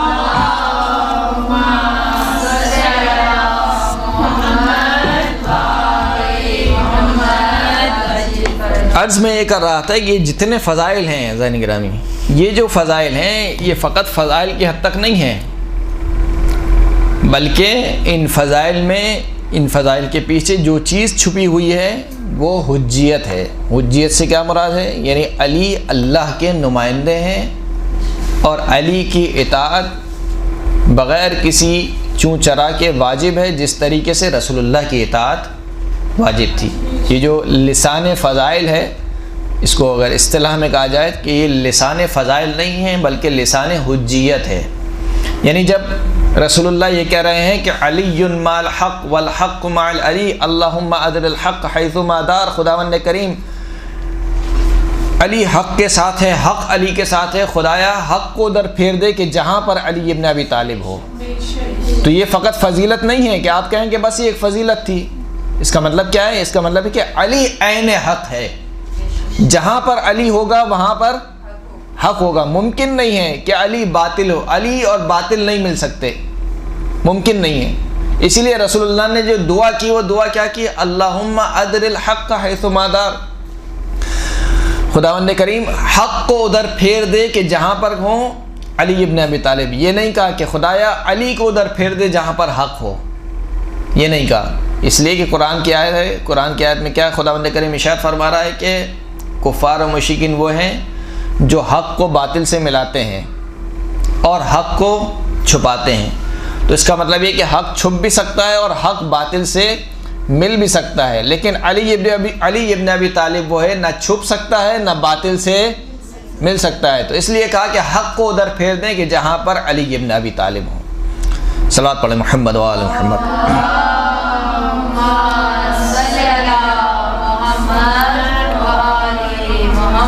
تو یہ جو فضائل بیان ہو رہے ہیں یہ فقط فضائل کی حد تک نہیں ہے کہ کہا جا رہا ہے کہ علی مع القرآن والقرآن مع علی، علی قرآن کے ساتھ ہے، قرآن علی کے ساتھ ہے۔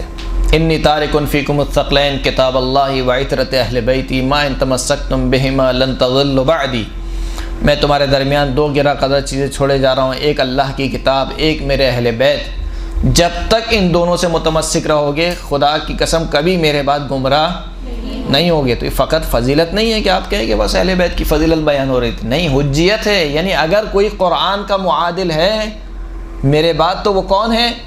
اہل بیت اطہار ہیں۔ اہل بیت اطہار قرآن کے معادل ہیں، لہٰذا اگر اب میرے بعد اگر کسی سے دین لینا ہے تو کس سے دین لینا ہوگا؟ اہل بیت سے دین لینا ہوگا۔ تو یہ تمام کے تمام جتنے بھی احادیث ہیں فقط اب ان کو فضیلت کی نگاہ سے نہ دیکھیے کہ فقط فضیلت ہے، بیان کر دیا اللہ کے رسول نے۔ مثال کے طور پر غزوہ تبوک میں بیان کیا کہ یا علی انت منی بمنزلت ہارون من موسیٰ، اے علی تجھے مجھ سے وہی منزلت حاصل ہے جو ہارون کو جناب موسیٰ سے تھی، الا انہ لا نبی بعدی، مگر یہ کہ میرے بعد کوئی نبی نہیں آئے گا۔ تو یہ فقط فضیلت نہیں ہے بلکہ اللہ کے رسول بیان کر رہے ہیں کہ علی کو مجھ سے وہی منزلت ہے جو ہارون کو موسیٰ سے تھی۔ یعنی ہارون جناب موسیٰ کے وصی اور خلیفہ اور جانشین تھے۔ کس نے جناب ہارون کو جناب موسیٰ کا خلیفہ بنایا تھا؟ جناب موسیٰ نے خود بنایا تھا یا اللہ نے بنایا تھا؟ اللہ نے بنایا تھا۔ جناب موسیٰ نے دعا ضرور کی تھی کہ خدایا میرے چچا زاد بھائی کو میرا خلیفہ بنا دے، میرا وزیر بنا دے، جو میرا مددگار ہو، لیکن بنایا کس نے ہے؟ اللہ نے۔ تو جناب ہارون کو جو نسبت تھی وہ تمام کی تمام نسبتیں مولا کائنات کو حاصل ہیں۔ اگر کوئی جناب ہارون اور جناب موسیٰ کے درمیان کوئی خلیفہ ہوتا تو کہا جاتا کہ جناب ہارون خلیفہ بلا فصل نہیں ہے مثال کے طور پر، لیکن جب خلیفہ بلا فصل تھے تو مولا کائنات بھی اسی طریقے سے خلیفہ بلا فصل ہیں۔ اسی طریقے سے اور تمام فضیلت کی روایت آپ اٹھا کے دیکھیے مولا کائنات کے باب میں، یہ تمام کی تمام روایت حجیت کو بیان کر رہی ہیں۔ مثال کے طور پر حدیث دار کون سی حدیث ہے؟ حدیث دار کون سی حدیث ہے؟ پہلی دعوت جو دی رسول خدا نے، دعوت ذوالعشیرہ، تمام کو بلایا، 3 دن تک آتے رہے، کھاتے رہے اور جاتے رہے، جواب نہیں دیا کسی نے 3 دن۔ ایک ہی بچہ اٹھ کر جواب دے رہا تھا، وہ بچہ کون تھا؟ علی ابن ابی طالب۔ اور اسی وقت اللہ کے رسول نے فرما دیا کہ یہ علی میرے بعد میرا ولی، میرا وصی، میرا جانشین، میرا خلیفہ ہوگا۔ تو آپ یہ نہیں کہہ سکتے کہ فضیلت ہے، یہ فقط فضیلت نہیں ہے بلکہ اس میں حجیت چھپی ہوئی ہے۔ اسی طریقے سے اور آگے بڑھتے چلے جائیے، ضربۃ علی یوم الخندق افضل من عبادت الثقلین، علی کی ایک ضربت خندق کے دن ثقلین کی عبادت سے افضل ہے۔ تو یہ فقط فضیلت نہیں ہے بلکہ اس میں حجیت چھپی ہوئی ہے۔ اگر آپ سے پوچھا جائے ایک سوال، میں تھوڑا سا جگا دوں آپ لوگ کو، اگر ایک سوال پوچھا جائے آپ لوگوں سے کہ مولا کائنات کی سب سے بڑی فضیلت کیا ہے، تو کیا جواب ہوگا؟ اتنے بڑے فضائل ہیں مولا کے، لیکن ان تمام فضیلتوں میں سے سب سے بڑی فضیلت کیا ہے؟ بیوی زہرا کا شوہر ہونا مثلا، اور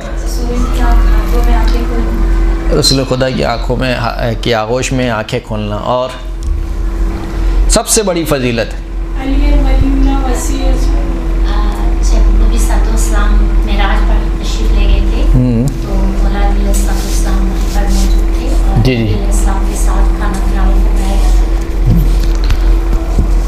تھا۔ یعنی مولا کے لہجے میں اللہ نے گفتگو کی، کلام کیا شب معراج، یعنی معراج پر اللہ کے لہجے، مولا کائنات کے لہجے میں اللہ نے گفتگو کی۔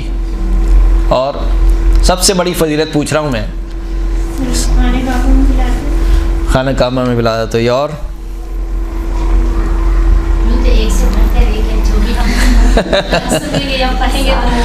سب سے بڑی فضیلت کہا جائے کیا ہے؟ سب سے بڑی فضیلت، سب سے بڑی فضیلت مولا کائنات کی ہے کہ مولا کائنات اللہ کی جانب سے امام ہے۔ لیکن کیوں آپ کے ذہن میں نہیں آیا؟ کیونکہ آپ نے اتنا سنا ہے یا آپ کے ذہن میں ہی نہیں رہا؟ جو چیزیں بہت زیادہ سنی جاتی ہیں ان کو انسان اہمیت نہیں دیتا، حالانکہ امامت اور امام کا ہونا یہ سب سے بڑی فضیلت ہے۔ کیوں میں نے کہا کہ یہ سب سے بڑی فضیلت ہے؟ اب دوسرا سوال ہے، جب تک خالی میں محنت کر رہا تھا، میں آپ لوگوں سے محنت کرا رہا ہوں جی۔ اتنی بڑی فضیلت ہے کہ حضرت ابراہیم جو بھی دعا کی تھی،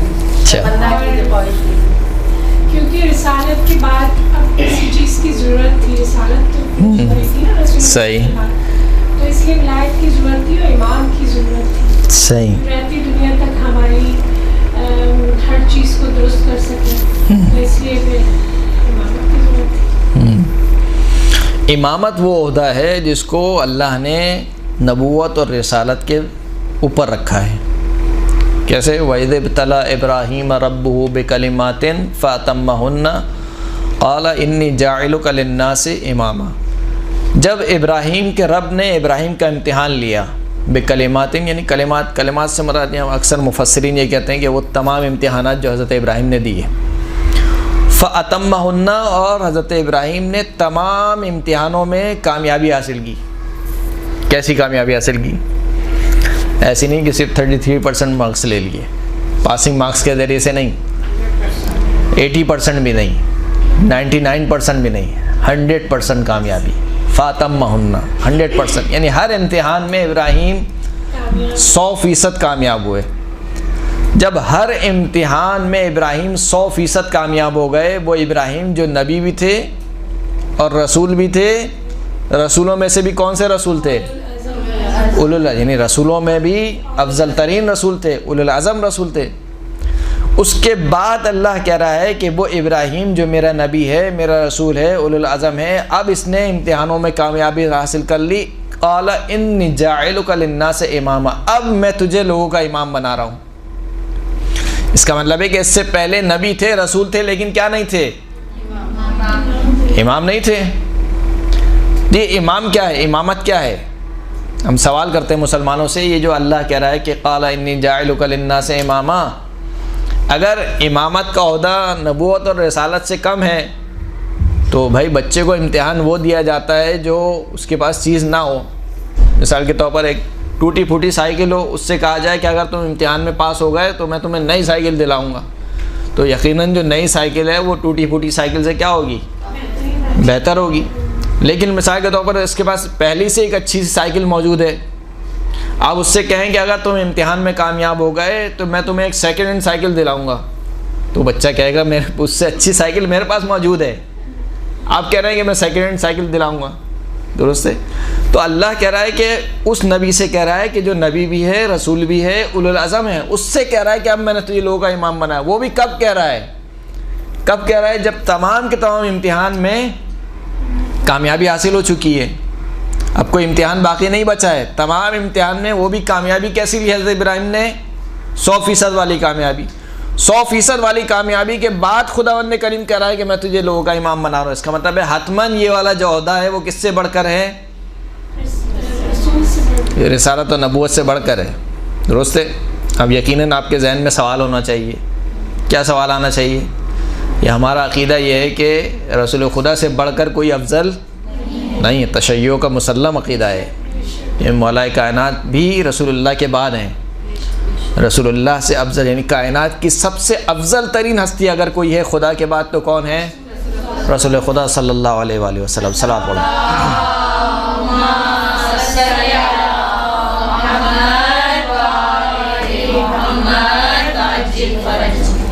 تو یہ جو رسول اللہ ہیں وہ افضل ہیں۔ کیوں افضل ہیں؟ اس لیے کہ رسول اللہ فقط نبی اور رسول نہیں ہیں، رسول اللہ بھی امام ہیں۔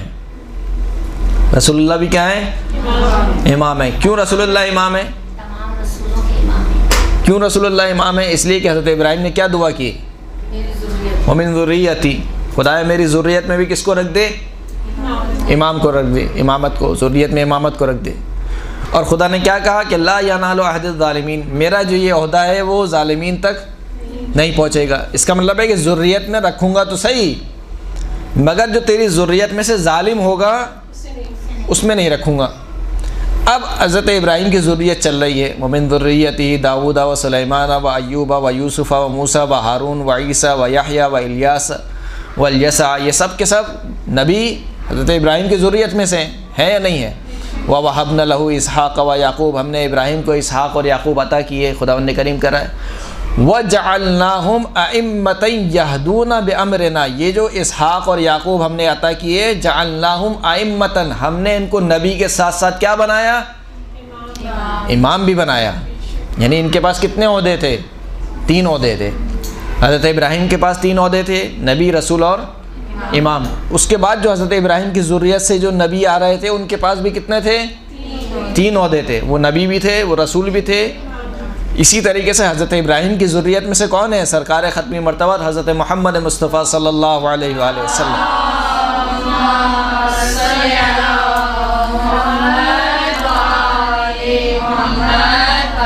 تو تینوں عہدے سرکار کے پاس موجود ہیں۔ تو یہ شائبہ آپ کے ذہن میں نہ آئے کہ اس کا مطلب یہ کہ اگر مولا کائنات امام ہیں تو گویا نعوذ باللہ رسول خدا سے افضل ہو گئے۔ نہیں، رسول خدا سے افضل نہیں ہے، کائنات کی سب سے افضل ترین ہستی رسول خدا ہیں، ان کے بعد اگر کوئی ہے تو ہے۔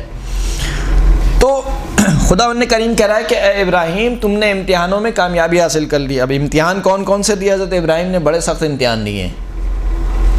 پہلا حضرت ابراہیم کا امتحان کیا ہے کہ 13 سال کی عمر ہے حضرت ابراہیم کی۔ 13 سال کی عمر کیا ہوتی ہے؟ ایک لڑکا ہوتا ہے 13 سال یا 14 سال کی عمر میں حضرت ابراہیم سے کہا کہ دیکھو تمہارے معاشرے میں ہر طرف بت پھیلے ہوئے ہیں، تمہیں اس بت پرستی کا مقابلہ کرنا ہے، بت شکن نہیں کرنی ہے۔ حضرت ابراہیم کا لقب بت شکن ہے۔ بت پھیلے ہوئے ہیں، یہاں تک کہ حضرت ابراہیم کے گھر میں بت بنتے ہیں۔ ان کے چچا ہیں، جناب تو نہیں کہنا چاہیے، ان کے چچا یعنی آزر، وہ خود بت بناتے ہیں۔ نہ صرف کہ بت بناتے ہیں، حضرت ابراہیم کو کہتے ہیں کہ تم بھی جا کے بیچو۔ اب آپ سوچیے کتنا مشکل کام ہے۔ آج اگر ایک شادی کی محفل میں گانے چل رہے ہوں اور آپ سے کہا جائے کہ ذرا کہیے ان سے جا کے کہ گانے بند کر دیں، تو انسان سوچتا ہے نا، کتنا 10 بار سوچتا ہے کیسے کہوں۔ حالانکہ سب آپ کے ہم عقیدہ ہیں، سب الحمدللہ شیعہ اثناشری ہیں، سب الحمدللہ اہل بیت کے چاہنے والے ہیں، صحیح نا؟ تو حضرت ابراہیم جن کے پورے معاشرے میں بت پرستی پھیلی ہوئی ہے، وہ چچا بت بناتے ہیں، ان سے کہا جا رہا ہے کہ آپ جو ہے وہ اعلان جنگ کیجئے ان کے خلاف، یعنی تبلیغ کیجئے۔ اب حضرت ابراہیم نے تبلیغ کی، بہرحال جناب نے خیر اپنے چچا آزر کو کہنے لگے کہ اذ قال لأبیہ یا ابتی لما تعبد ما لا یسمع ولا یبصر ولا تغنی عنک شیئا، اے میرے بابا، چچا کو بابا کہتے تھے کیونکہ جناب چچا نے پالا تھا، آزر نے پالا تھا جناب ابراہیم کو۔ کہا کہ میرے بابا آپ کیوں ایسوں کی عبادت کرتے ہیں جو نہ کچھ سنتا ہے نہ کچھ دیکھتا ہے اور آپ کو کسی چیز سے بے نیاز نہیں کر سکتا، آپ کی کوئی مدد نہیں کر سکتا۔ حضرت ابراہیم تبلیغ کر رہے ہیں اپنے چچا کو کہ دیکھیے چچا یہ گونگے بہرے ہیں، یہ کچھ نہیں کر سکتے، آپ کو کوئی فائدہ نہیں پہنچا سکتے، نقصان نہیں پہنچا سکتے، میں اللہ کی جانب سے علم لے کر آیا ہوں، میری ہدایت کی، میری اتباع کیجئے، میں آپ کی ہدایت کروں گا۔ جواب میں آزر کیا کہتے ہیں، جناب ابراہیم کے چچا جواب میں کیا کہتے ہیں کہ اراغب انت عن آلہتی یا ابراہیم، اے ابراہیم کیا تو مجھے میرے معبودوں سے روکنا چاہتا ہے، میرے خداؤں سے مجھے روکنا چاہتا ہے؟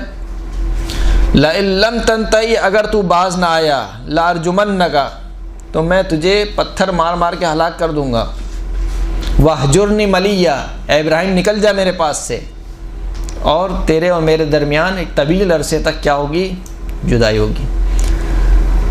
اب یہ حضرت ابراہیم اپنی قوم سے بھی لڑ رہے ہیں، اپنے چچا سے بھی لڑ رہے ہیں، یہاں تک کہ وہ واقعہ سب آپ کے ذہن میں کہ وہ لوگ عید پہ چلے گئے، جناب ابراہیم چلے گئے بت کدے میں، سارے بتوں کو توڑ دیا، جو سب سے بڑا بت تھا اس کے گردن میں کلہاڑے کو لٹکا دیا۔ جب وہ لوگ واپس پلٹے تو کہا کہ بھائی کس نے توڑا ہمارے بتوں کو؟ کہا یہ ایک لڑکا پھرتا ہے، اس کو ابراہیم کہا جاتا ہے، اس نے توڑا ہوگا، وہی ہمارے بتوں کو برا بھلا کہتا ہے۔ کہا لے کر آؤ اس کو، لے کر آیا، پوچھا ہاں بھائی حضرت ابراہیم کیا تم نے ہمارے بتوں کو توڑا ہے؟ کہا مجھ سے پوچھتے ہو، یہ تمہارا بڑا بت، یہ تو صحیح سلامت ہے اور اس کے گلے میں ہی کلہاڑا ہے، کہیں ایسا نہیں اسی نے توڑ دیا ہو۔ تو کہا کہ اس سے پوچھو کس نے توڑا ہے؟ تو وہ سب بغلے جھانکنے لگے۔ کیوں بغلے جھانکنے لگے؟ کیونکہ ان کو معلوم تھا کہ یہ بیچارے کچھ بولتے نہیں ہیں، یہ تو خود ہمارے محتاج ہے۔ تو حضرت ابراہیم کو پھر باندھ دیا گیا رسیوں سے اور آگ کو روشن کیا گیا۔ نمرود نے کہا کہ حضرت ابراہیم کو پھینک دیں گے، اب کہاں پر؟ آگ میں، اور آگ کو روشن کیا گیا اور کئی مہینوں تک آگ جلائی گئی۔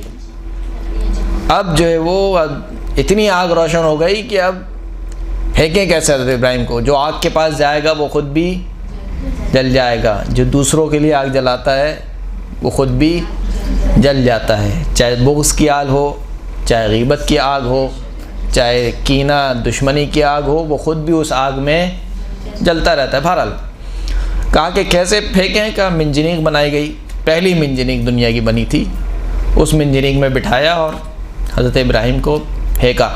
اب حضرت ابراہیم ہوا میں معلق ہیں، ہوا میں معلق ہیں، آگے کیا ہے؟ آگ ہے، پیچھے جانے کا کوئی راستہ نہیں ہے، ہوا میں معلق ہیں۔ اور ایسے میں فرشتہ آیا، ابراہیم کیا ضرورت ہے، کچھ مدد چاہتے ہو؟ کہا مدد تو چاہتا ہوں مگر تجھ سے نہیں، جو میرا پروردگار ہے اس سے مدد چاہتا ہوں۔ اور اس نے کیسی مدد کی؟ یا نار کونی بردن و سلامن علی ابراہیم، اے آگ ٹھنڈی ہو جا اور سلامتی والی ہو جا۔ خداوند کریم نے دو حکم دیے، ایک تو ٹھنڈی ہو جا اور دوسری سلامتی والی ہو جا۔ کس کے لیے؟ فقط ابراہیم کے لیے، کسی اور کے لیے نہیں، فقط ابراہیم کے لیے۔ تو اگر خداوند کریم کہتا ہے کہ ٹھنڈی ہو جا تو ابراہیم جم جاتے بیچارے۔ ہاں وہ سلامن، ٹھنڈی ہونے کے ساتھ ساتھ سلامتی والی بھی ہو جا۔ تو حضرت ابراہیم وہاں سے بہرحال نجات پائی۔ حضرت ابراہیم نے پہلا امتحان حضرت ابراہیم کا۔ پھر اس کے بعد حضرت ابراہیم کی شادی ہو گئی جناب کس سے؟ دو بیویاں تھیں حضرت ابراہیم کی، جناب ہاجرہ اور جناب سارہ۔ جناب سارہ سے شادی ہو گئی، جناب سارہ سے کوئی بچہ نہیں ہوا، یہاں تک کہ حضرت ابراہیم بوڑھے ہو گئے، کوئی بچہ کوئی اولاد نہیں ہوئی۔ پھر انہوں نے شادی کی جناب ہاجرہ سے، جناب ہاجرہ سے پیدا ہوئے جناب اسماعیل۔ اب یہ تو خود ایک امتحان ہے، اگر خداوند کریم جو بھی بے اولاد ہیں خداوند کریم ان کو اولاد عطا فرمائے۔ اولاد کا نہ ہونا بہرحال ایک امتحان ہے انسان کا، اور بڑا مشکل ہو جاتا ہے اس چیز کو برداشت کرنا۔ تو حضرت ابراہیم کی اولاد نہیں ہے، اب بڑھاپے میں خداوند کریم نے اولاد عطا کی کہ ہم نے بڑھاپے میں ابراہیم کو اسماعیل عطا کیا، خود قرآن مجید کی آیت۔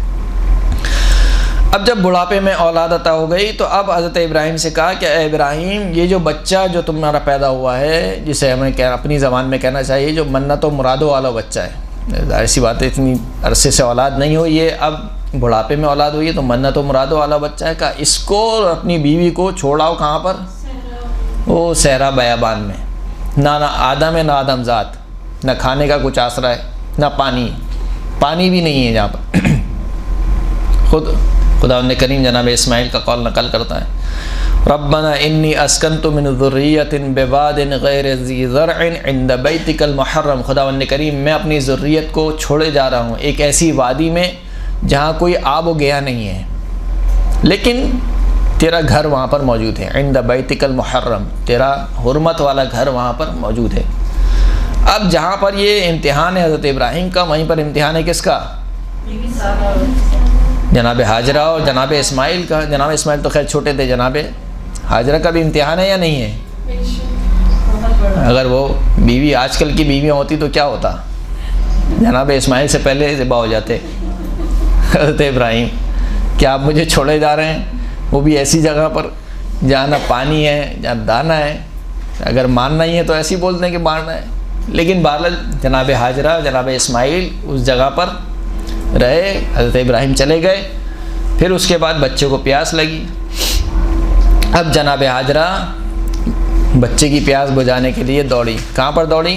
صفا اور مروہ کے درمیان۔ وہ دوڑنا خدا کو اتنا پسند آیا کہ تمام تک قیامت تک آنے والے حاجیوں کے لیے واجب قرار دے دیا کہ وہ ہاجرہ جو میرے نبی اسماعیل کی پیاس کے لیے دوڑی تھی صفا اور مروہ کے درمیان، اس دوڑنے کو اللہ نے عبادت بنا دیا۔ کہا تمہارا حج اس وقت تک قبول نہیں ہوگا، کمپلیٹ نہیں ہوگا جب تک صفا اور مروہ کے درمیان چکر نہیں لگاؤ گے۔ تو بہرحال حضرت ابراہیم نے ایڑیاں رگڑی اور اس سے چشمہ پھوٹا، اتنا چشمہ پھوٹا کہ سیلاب کا خدشہ ہوا، تو جناب ہاجرہ نے کہا کہ زمزم، عبرانی زبان میں کہا کہ رک جا، زمزم کے معنی ہوتے ہیں رک جانا۔ پھر وہ پانی وہیں پر رک گیا، اس پانی کو دیکھ کر پھر پرندے جمع ہونا شروع ہوئے۔ تو یہ بہرحال حضرت ابراہیم کا بھی امتحان تھا اور ان کے جناب ہاجرہ کا بھی امتحان تھا۔ اب وہ بچہ جو منت و مرادوں والا بچہ ہے وہ جوان ہو گیا، صحیح ہے۔ اب جوانی کے بعد کہا کہ جناب اسماعیل سے کہا جناب ابراہیم نے، انی رأیت فی المنام انی اذبحک، اے اسماعیل میں نے خواب میں دیکھا ہے کہ میں تجھے ذبح کر رہا ہوں، تو بتاؤ کیا کرنا ہے۔ اب اگر آج کل کے بچہ ہوتا تو کیا کرتا؟ بیٹے سے پہلے باپ ذبح ہو جاتا۔ تو بہرحال امتحان ہے، حضرت ابراہیم کا بھی امتحان ہے، حضرت اسماعیل کا بھی امتحان ہے۔ حضرت اسماعیل نے کہا کہ یا بابا جان جو آپ کو حکم ہوا ہے آپ اسے انجام دیجئے۔ حضرت ابراہیم نے جناب اسماعیل کو لٹا دیا، پٹی باندھ کر۔ حضرت ابراہیم کی آنکھوں پر بھی پٹی ہے، جناب اسماعیل کی آنکھوں پر بھی پٹی ہے، جناب اسماعیل کے ہاتھ بھی بندھے ہوئے ہیں، پیر بھی بندھے ہوئے ہیں، اور اب چھری چل رہی ہے، چھری چل چکی ہے، یعنی حضرت ابراہیم کو نہیں پتا کہ دمبا آ چکا ہے۔ حضرت ابراہیم نے تو یہی سمجھ کے چلائی چھری، کہ چھری کس پہ چل رہی ہے؟ بیٹے کے گردن پر، اور چھری چل چکی ہے۔ چھری چلنے کے بعد جب ابراہیم نے آنکھیں کھولی ہیں تو خداوند کریم نے کہا کہ قد صدقت الرؤیا، اے ابراہیم تو نے ہمارا خواب سچا کر دکھایا، ہم نے تیری قربانی کو ایک عظیم قربانی سے بدل دیا۔ مطلب جب جنت کا دمبا یا جو، اور وہ اس کی قربانی ہوئی۔ تو یہ حضرت ابراہیم کے امتحانات تھے۔ ان تمام کے تمام امتحانات میں حضرت ابراہیم کیا ہوئے؟ کامیاب ہوئے، 100% کامیابی ملی۔ پھر اس کے بعد خداوند کریم کہہ رہا ہے کہ اے ابراہیم اب تجھے لوگوں کا امام بنا دیا۔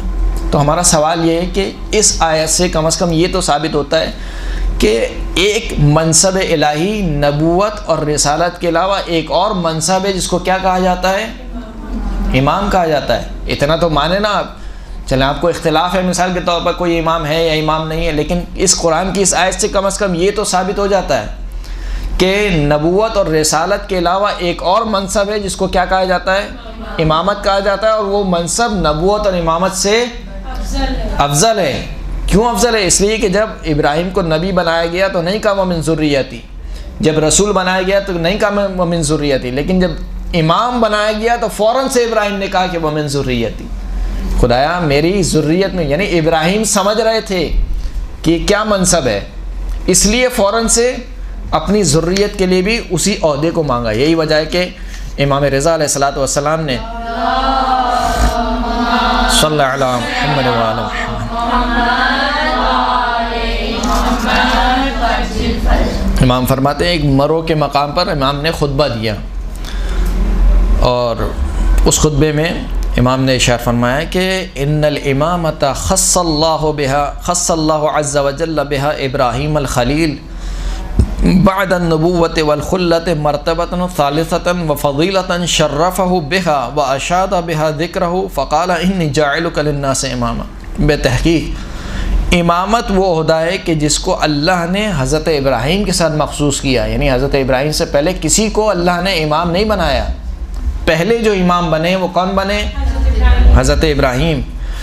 کب بنے؟ بعد النبوۃ والخلۃ، نبوت کے بعد اور خلیل بنانے کے بعد، یعنی نبوت بھی مل چکی ہے ابراہیم کو، خلیل خدا ہے حضرت ابراہیم، خلیل بھی بن چکے ہیں، رسول بھی بن چکے ہیں، مرتبتاً ثالثتاً تیسرے مرتبے پر، وہ فضیلتاً، اور یہ جو امامت بنایا یہ امامت ایسی فضیلت ہے کہ شرفہ بہا، کہ جس سے اللہ نے ابراہیم کو مشرف کیا ہے، وہ اشاد بہا ذکرہ، اور اللہ نے یہ جو فضیلت دی ہے، یہ فضیلت ایسے نہیں کہ مثال کے طور پر فقط چند لوگوں کے درمیان دے دی، وہ اشاد بہا ذکرہ، اس فضیلت کے ذریعے سے ابراہیم کے ذکر کو اعلان کیا ہے۔ اعلان کرنے کا مطلب کیا ہے؟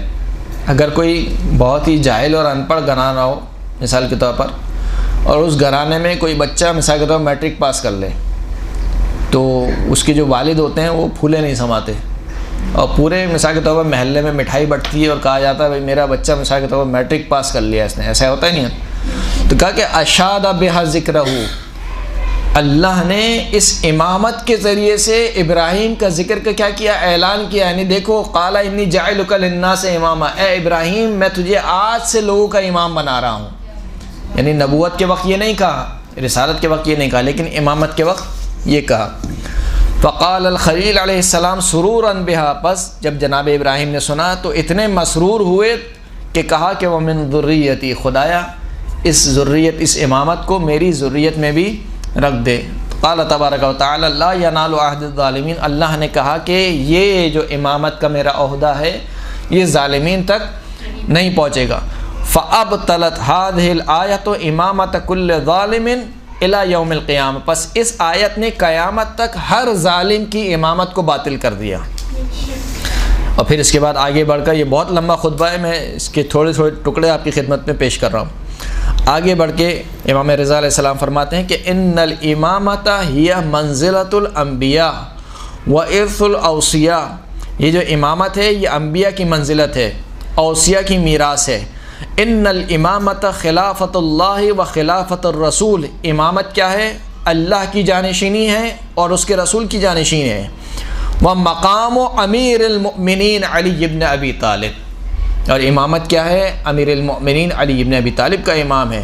و میراث الحسن والحسین، اور امامت جو ہے وہ حسن اور حسین کی میراث ہے۔